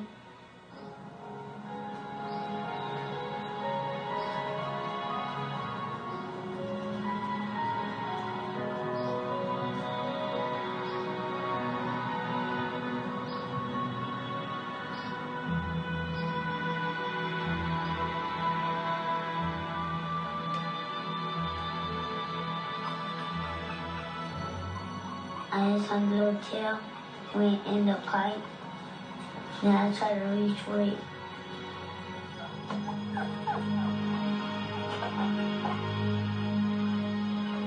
I couldn't feel anything. When we continue, You have a puppy stuck where, man? I kind of thought it was a joke at first. I noticed the tone of her voice. She was serious. We will.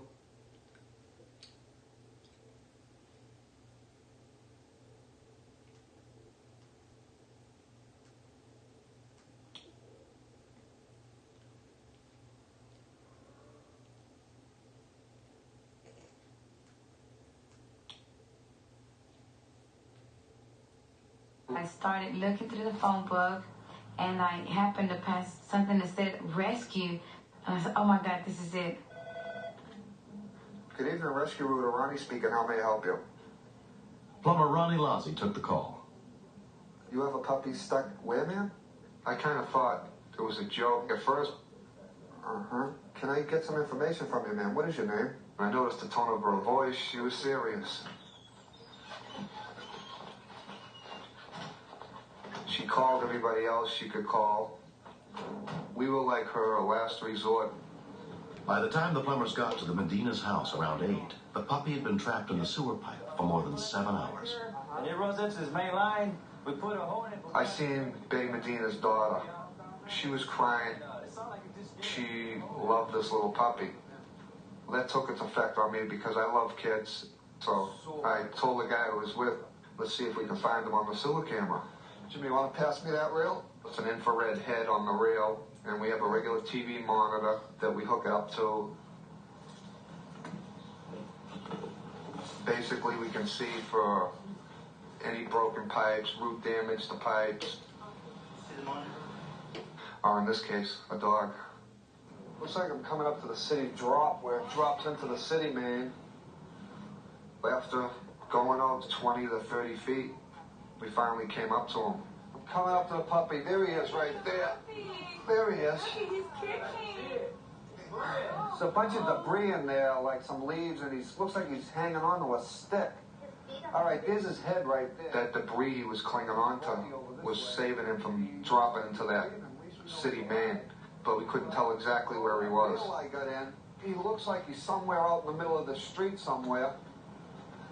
The dog was in the city's line, so it was their responsibility to dig the street. The Deputy Assistant Director of the city's Public Works Department, Max Allen, arrived to see what they could do. They could hear the puppy, but didn't know where he was. In discussing it with Ronnie, he indicated that they had a radio transmitter that they could bring and attach to the TV camera and pinpoint the location.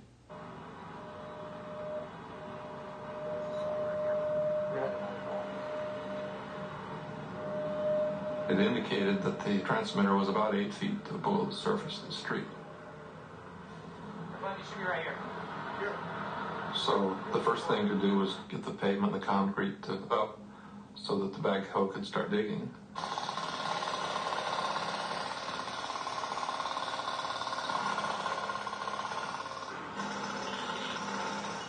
We were waiting for the city to dig the street, and we didn't want to lose the dog before that point. Sewer lines contain a lot of deadly gases, so we have a device that pumps air down into the line.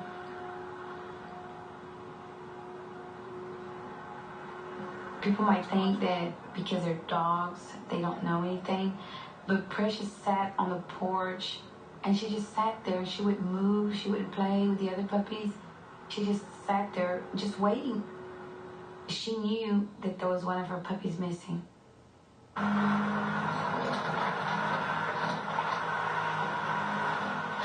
A 9-ton backhoe was brought in to dig through the layers under the street. Eldridge Walker was the operator. When I looked at first at the monitor they had in the line, you could see the top of the pipe was kind of eroded.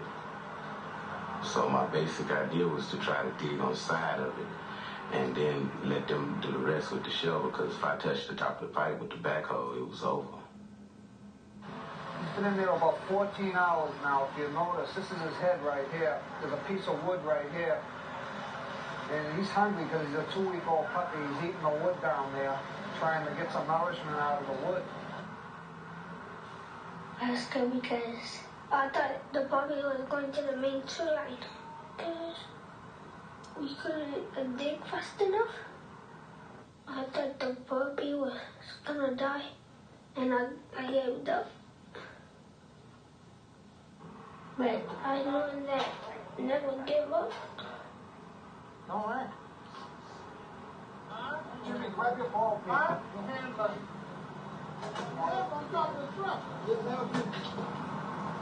Yeah. Al, yo.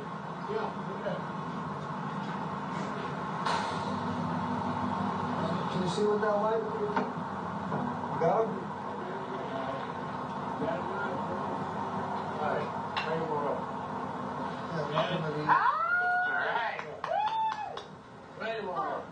Good job. Thanks. Dry now. Around 5:45 in the morning, 17 hours after the puppy fell into the sewer pipe, he was finally free. I stretched my hands out and I was like, oh. And I hugged and I looked at him. You know, and I just started crying. Baby, put some in that cup right there and let him drink out of the cup. A lady, she was so happy. You only get so many chances in life to do something real good for someone else. It made me feel good. Look out, here comes Mom. It was a long night, but everything turned out the way I wanted it and the way everybody else wanted it to. I was just saying, thank God it's alive. Job well done. Let's go home.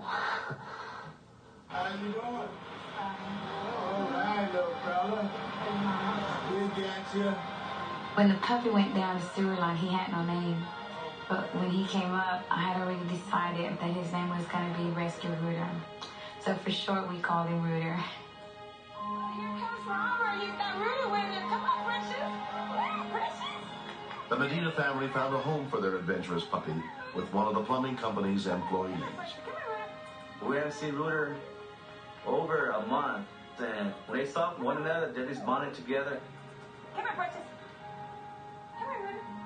What I learned from all this is when we let the puppies out to make sure they can't go under the house and make sure that cap's on the pipe so they won't go in the pipe. And it's only been less than 2 months. Look at her. I gave all 3 companies credit for sending a puppy, and I didn't know how to thank them just by shaking all the employees' hands, giving them a hug, and just thanking them. A great job they did all together. She's so pretty. Excuse me. Next. Chris was tying his shoe, and I threw one more rock. 3 best friends from LA catch a plane to Paris, only to end up in Playbook. Now they date.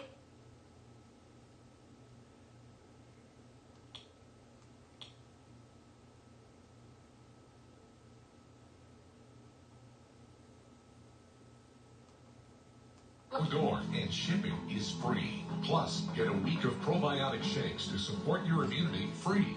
Go online or call 888-975-THIN to save 50% on a month of meals delivered to your door. School's in session with the Steve Harvey Show. Weekdays at 7 on Get TV.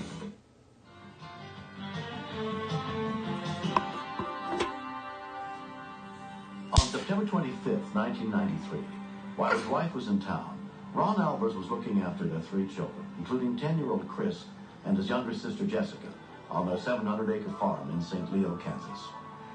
We asked Chris's dad if we could go down to the sand pit, and he said, all right, as long as the bulls aren't close. Check back. We didn't really think anybody could get injured. 9-year-old Kevin Ford and his younger brother lived near the Albers. Me, Aaron, and Chris have always been best friends, and we're best friends with Jessica, who is Chris's sister. Come on, Jessica. Chris, I do love him, but sometimes he's not very nice to me, but sometimes he's nice to me. But then when I be nice to him, he's not nice to me. There, I'm not. I'm going here. Once we got there, we tried to shoot a little avalanche down, but we never could get a big one, so we decided we were going to throw rocks under it. There goes one boulder. I've got the biggest one so far. After we got about 5 inches in, we decided we were going to use our hands and dig like little tunnels under them. It's wet. Guys, watch out. Some of it's breaking off. There's sand coming right out from under the hill. Better watch out. Think about an avalanche, that just keeps falling. Chris was tiniest shoe. I threw one more rock. Got it.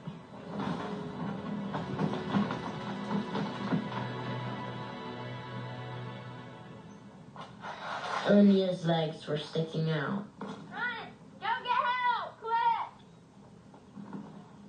I was just trying to get Chris out, screaming at him and stuff, but the boulders weighed so much I could not even get to his back. I was just thinking about that. He wouldn't make it. I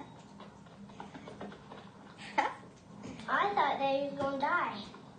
And then me and Aaron ran through the pasture, and then we told Dad. Aaron said Chris is hurt bad. I did think of the sand caving off. And when I was thinking of that, I was thinking of smothering. And it was up against seconds. Chris and I were especially close. When I ran up there, I pinched his leg, hoping that he'd kick back, but there was no response. And I knew then he was probably unconscious, or probably worse. Go back and get help, quick. Get to me on that, please. I quickly checked for a pulse, and I thought I had a faint one, but I knew he wasn't breathing. I did do rescue breathing. I was pretty rusty on this, but I'd just done what any other father would do. Just trying to help him all I could, and hope it was enough. Come on, Chris. You gotta keep breathing. Breathe. I probably gave him 45 seconds of breaths, and he did pull a deep breath, and at that point, I was relieved that he was at least alive. My only prayer was then that the help would arrive, before it was too late. Don't give up now. Within 15 minutes, the first medic unit got to the scene. The volunteers with Cunningham Medical Rescue were led by RN EMT Rogine Yarmer. The first thing that I saw was Chris lying there. He had a laceration in the back of his head. He was not breathing sufficiently. It was obvious that he had been deprived of oxygen for several minutes. A major concern to me was, had it been too long? We got good help here for you, buddy. A Kingman EMS Advanced Life Support unit arrived soon after, including paramedic Ira Hart. A submersion is a submersion. It doesn't matter whether it's sand or chocolate pudding. Now we back in for several minutes and his color improved. Everybody was a little nervous about the whole deal because children, they're just different. We don't do a lot of them, so that increases our anxiety factor. He's starting to respond to us a little more. EMT Monty Rose was a family friend. I just kind of had a bad feeling of, what if this child dies? I was a little bit pessimistic, I guess, in thinking of possibly having to go to the funeral of Chris. At that point, Chris's condition took a turn for the worse. He began posturing, which was indicative of head injury. So I was extremely worried about Chris. 10-year-old Chris Albers was taken by LifeWatch helicopter to Wesley Medical Center in Wichita. Pediatric intensive care specialist Curtis Pickard took over his care. This was more than just a simple bump on the head. There was a period of time when I know he did not have adequate oxygen. And then on top of that, we know that he did aspirate some sand and dirt into his lungs. And there was a definitive potential that there would be brain injury. Tests revealed that Chris had suffered a skull fracture. When he was transferred to PICU, he was still unresponsive. I had three primary concerns with Chris at this time. The main message we had to give to the parents initially was that there would be a period of waiting. And as tough as it is, we don't control the future. We try to influence it with our interventions. Chris's mom, Martha Albers, joined her husband as soon as she heard what had happened. My kids are so important to me. That's my worst fear in life, that something happened to my kids. It kept running through my mind what a terrible mother I am. Why wasn't I home with them? Martha and Ron waited all night at the hospital. They came in and they got me and they said, "We think you should come in." They said, "Chris is starting to stir." And It wasn't like on TV at all. He didn't just instantly sit up and say, "Hi, Mom." He was clear back to being a baby. You know, he pulled himself up in a fetal position. At one point, he sucked his thumb. He just wasn't Chris, but he was awake. If you recognize this anything? At first, I didn't know why I was there, but then after Mom had told me time and time again, I finally got the idea that I had the accident. Chris underwent 7 months of intense therapy to relearn everything he once could do. Though his speech and memory are still somewhat affected, he is expected to completely recover. Every day, I was longing to go home because I was getting tired of doing my therapies. They're getting old. Looks like you were pretty hungry, Chris. His recovery has been dramatic. It was absolutely necessary that Chris not undergo the lack of breathing for any longer than he did. And that's where the role of his father comes in as having been so critical. Right here is where the big one was the last time. Ron saved his life. And that's going to be a mighty tough thing for a father to do. They have to bring him back to life. Okay. We tried to get this class around for a CPR class, and we had like 37 or 38 people.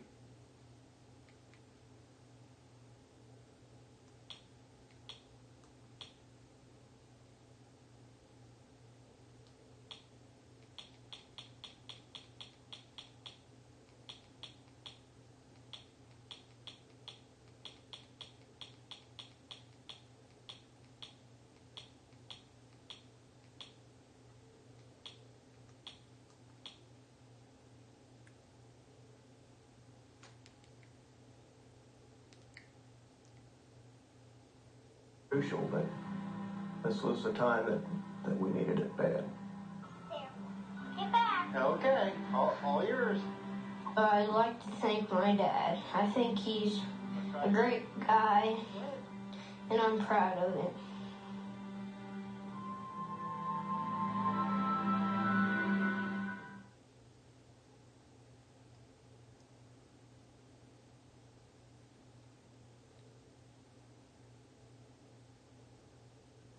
Meow.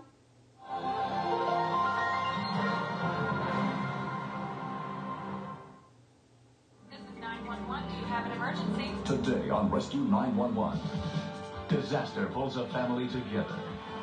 A holiday down under takes a turn for the worse. We noticed he was floating face down in the water. Catching a teenager in a wave of tragedy. I didn't know if he was alive or dead. Plus, a mother's worst nightmare comes to life on Christmas. I'll never forget the look on his face. I'll never forget the look in his eyes. On Rescue 911.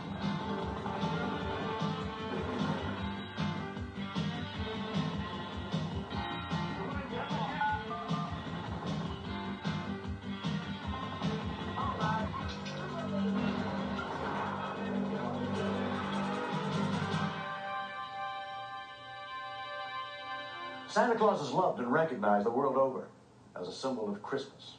But as we grow up, most people stop believing in Santa's ability to affect our lives.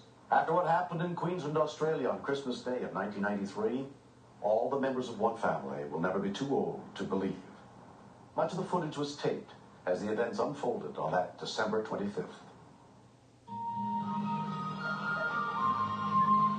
It was a really nice day, Christmas Day. A lot of people were on the beach, thousands of people.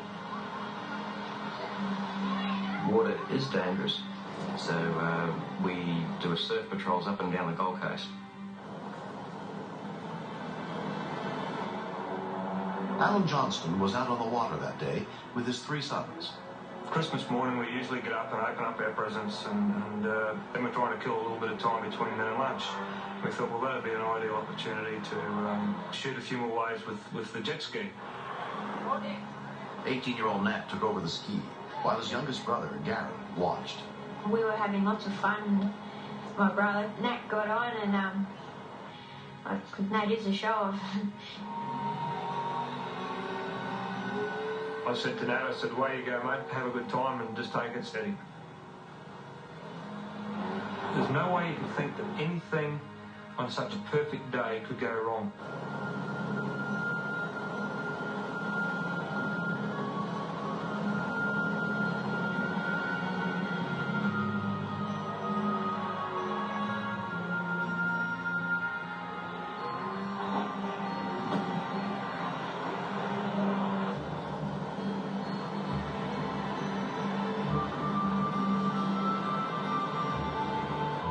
Nathan thoroughly enjoyed the thrill of the jet ski.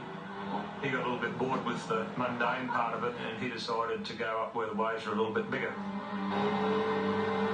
When we continue, The jet ski came through the set and no Nathan. And then we noticed he was floating face down in the water. If you can't.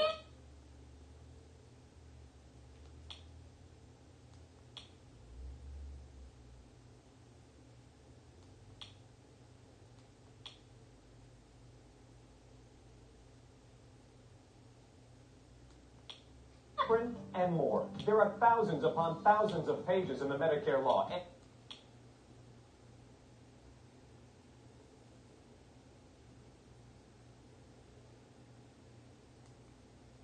And benefits you deserve. Call now. 800-956-0611. That's 800-956-0611. Call now.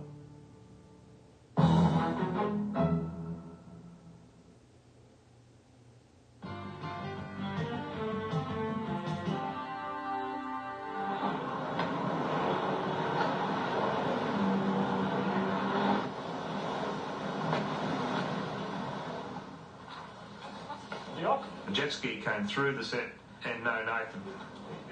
And then we noticed he was floating face down in the water. We thought they just fell off and was going to get back on, but he wasn't moving.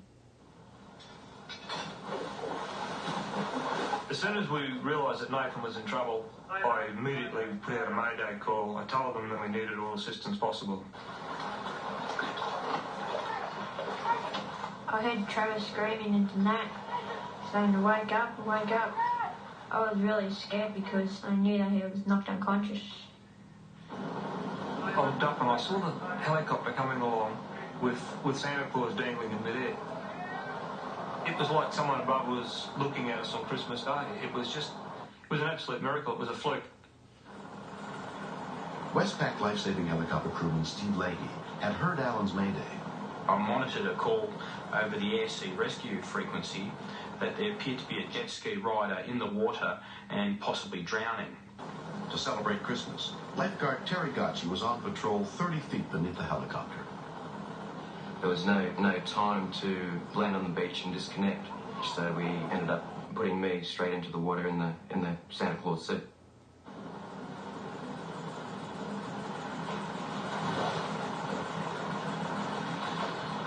Travis was absolutely screaming to try to wake him up. All that I could see was Nathan was just foaming at the mouth.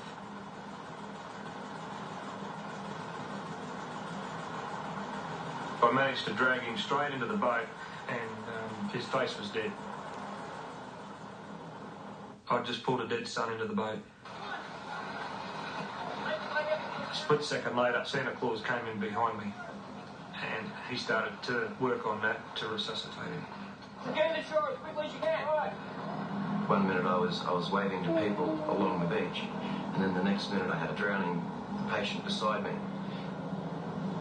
I didn't know if he was alive or dead, so I immediately rolled him on his side into a recovery type position and cleaned his airway out. I kept on asking what was going on, was he alive, what was happening. It was just cutting at the heart.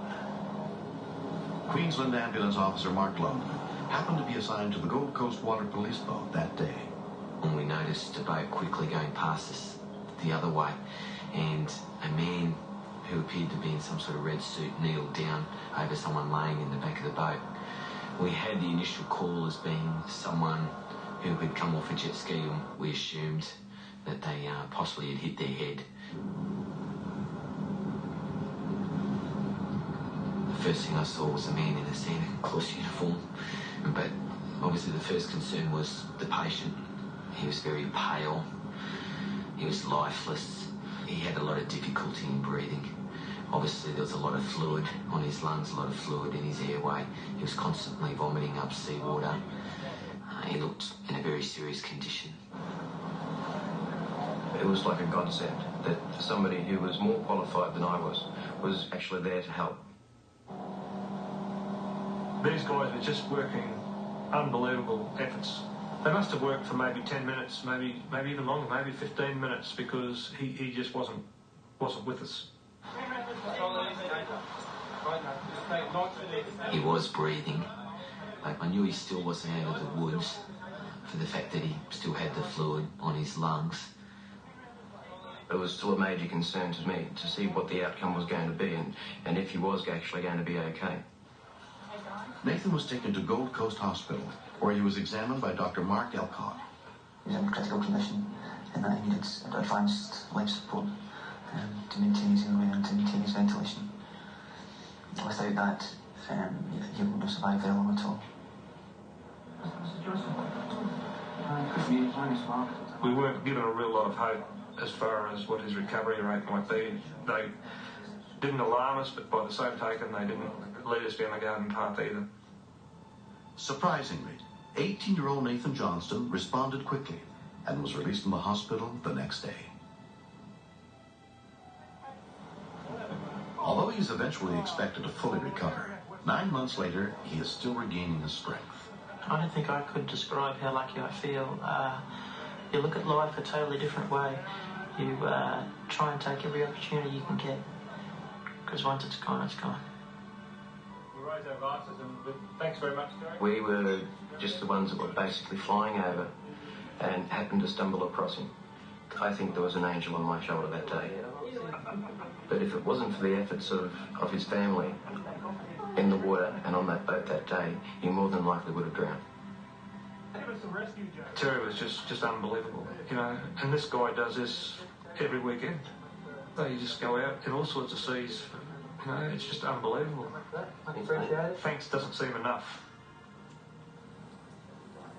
If you do lose consciousness, as the patient did in this scenario, then you can sink straight to the bottom. You haven't got something to keep you afloat.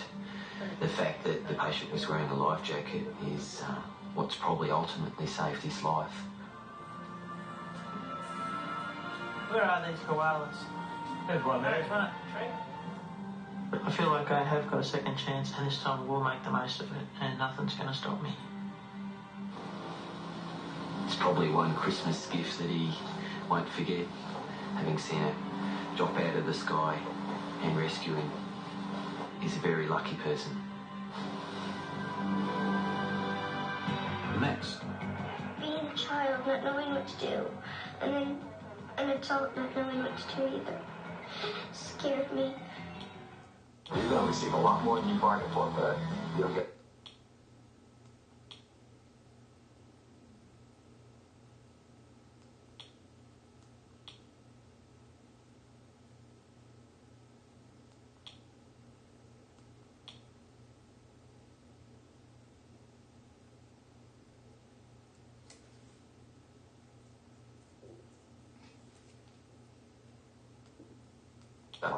Began preparing for the holidays. Kimberly's twin brother and his family were staying with them at the time, and everyone was looking forward to spending the holidays together. But they could not know it would become a Christmas that none of them would ever forget. I've been told that I have an enormous amount of Christmas decorations. I like to totally decorate the house. I mean, I want it to be a Christmas wonderland for kids. Kimberly's 9-year-old daughter Melanie was helping decorate, while her 11-month-old brother Nathaniel watched. I just love to have him around. To me, it seems like he loves everybody. I was told in 1988 that I would not be able to have any more children. But when David and I fell in love, we were able to have Nathaniel. He's our miracle baby. He's a baby I was told I'd never have. Nathaniel has a sensitive reflexor. It's where he easily gags excessively to the point of sometimes passing out. We decided to put the artificial tree up because we didn't want the pine needles all over the floor. With the real Christmas tree, Nathaniel could pick these needles and could swallow them, and they could get hung in his throat. Around 6 p.m. on December 9th, Kimberly's sister-in-law, Mary Miller, was preparing dinner. I'm going to get started on my stuff so I can get it done in time. Can I put Nathaniel down here so he can watch Barney with you? I vacuum the floor every day, sometimes a couple of times a day, because Nathaniel tries to eat everything that he can get his hands on.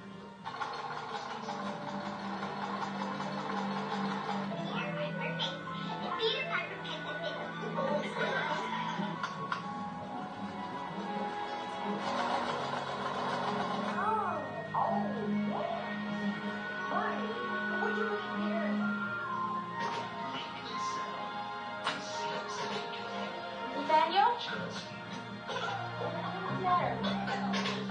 Kimberly? It's choking. Nathaniel's choking. Oh my God. Come over the sink. My first thought was it was just his reflexor, that there was nothing really to be alarmed about. And that's when I put my finger in his mouth, and I could feel metal in the back of his throat. I gave the baby blows on the back, but whatever it was stuck, and I couldn't get it out myself. I'll never forget the look on his face. I'll never forget the look in his eyes. Please help me, Mommy. And I couldn't help him. Atlantic Beach 911. Where is your emergency? 201.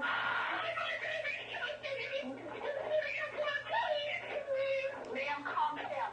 Atlantic Beach Police Dispatcher Pamela Hansen took the call. When people start screaming at you, your adrenaline level goes up. You know there's the possibility somebody's life is in danger.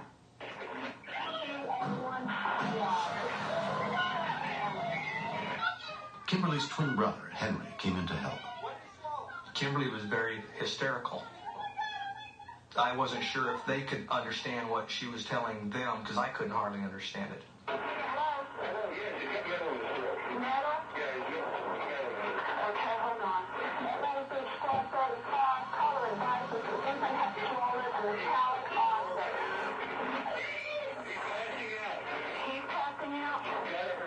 His eyes were swelling, his face was swelling. You're holding your baby and he's not breathing.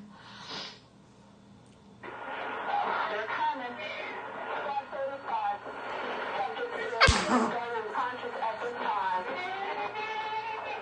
At that point, my heart practically stopped because when he's not breathing, that indicates possible death.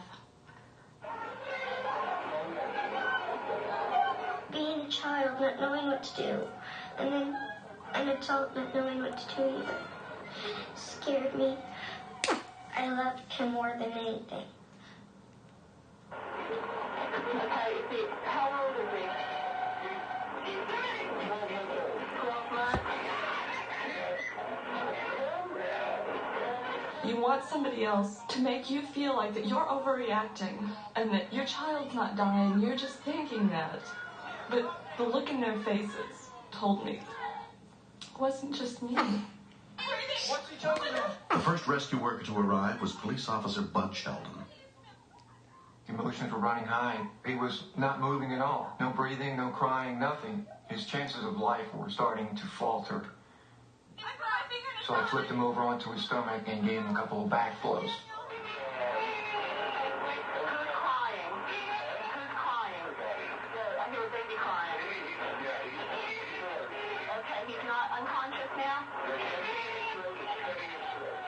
He was actually trying to throw the object back up, but he was just throwing up a lot of blood. I couldn't imagine what he had swallowed that cut him. He's not unconscious. They should be there now, sir. Okay, bye. Hey, guys, what we got? Within 4 minutes of the call, Atlantic Beach EMS arrived, including EMT and Murdoch. Because the baby's airway is small, even though there was air going past the object at that time, there was no assurance to us that, whatever it was would not close it off again. So we knew we had to get to the hospital fast. The ambulance then started racing. Their siren went on, and they just took off. I was afraid he was dying if not already dead. Nathaniel was rushed to Carteret General Hospital. Pediatrician John Knelson took over his care. When I asked the EMT people there what had happened, they said when we landed his back, he quits breathing. You have to be careful not to dislodge or move the object while you're trying to find it, and therefore precipitate a catastrophe while you're trying to fix the situation. I decided the best thing to do would be to get an x-ray to see if we could identify the object so we could go after it in a more planned way rather than just fishing for it. All right, are you Nathaniel's mom and dad? Yes, sir. Okay, I'm Dr. Knelson. I was frightened when I saw the x-ray. This is a potentially disastrous situation. You recognize this, don't you? Yes. You don't have to be a radiologist to read this film. He had swallowed the end of a Christmas ball.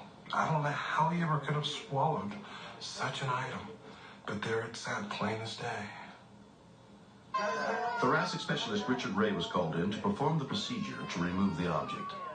When I looked, I saw the part of the ornament with the hole was sitting right in the baby's larynx, so that the baby was actually breathing through this little hole. To stand there helplessly and listen to your son crying, screaming out, and to know that there's nothing you can do but wait and hope, that was the hardest thing that I had to deal with. It took a little finagling and twisting and maneuvering to get a hold of that spring, and when we were able to get a hold of both legs and pull them together, that released it from the tissue and it came out quite easily. Oh boy, look at that. Oh. When you get that out, it's like the Hallelujah chorus. Everybody in the emergency room cheers, and it's a good time. Wow. Okay. Everything's okay. Everything's going to be all right. I just looked at the nurse and she kind of handed me Nathaniel.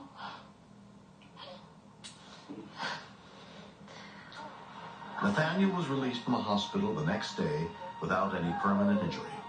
Nathaniel has had his first birthday. He's learning to walk now. All the things you anticipate but could have easily been taken from us.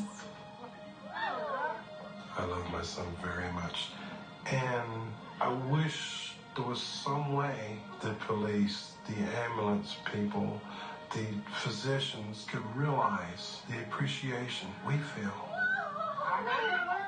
And I am deeply indebted to all those that were involved.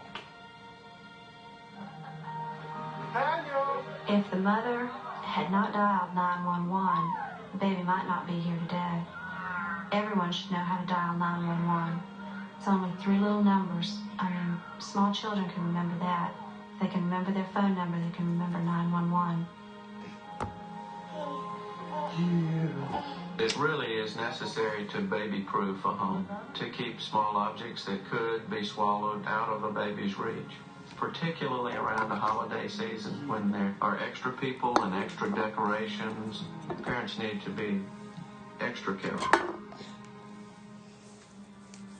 I keep this bullpup with me at all times. It's a reminder to me to make sure that you never take any moment in life for granted. Life is about living and enjoying and sharing and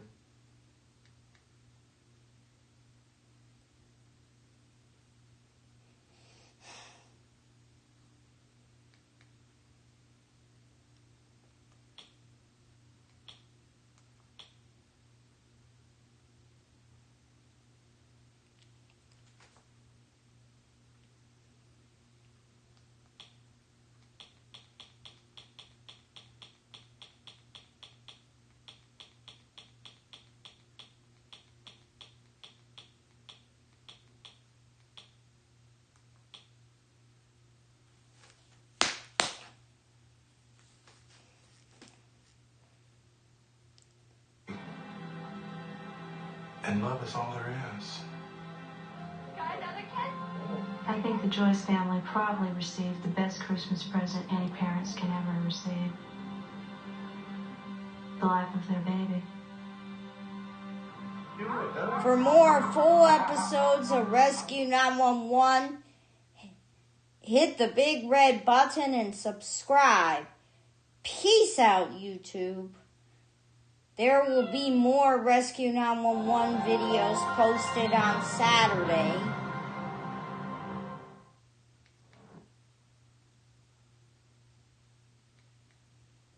Now I'm gonna go to YouTube. Let's see if we're still going live.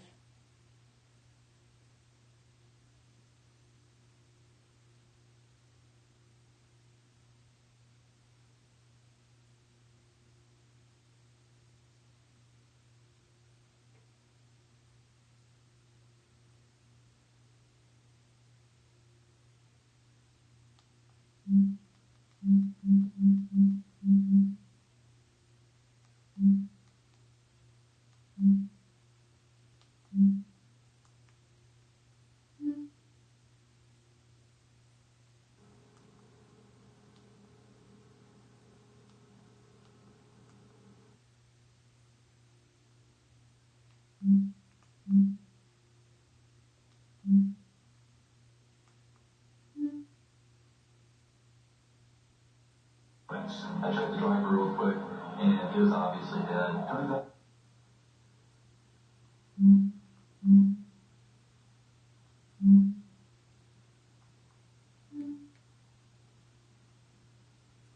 Okay. I'm going to click on Finish Event.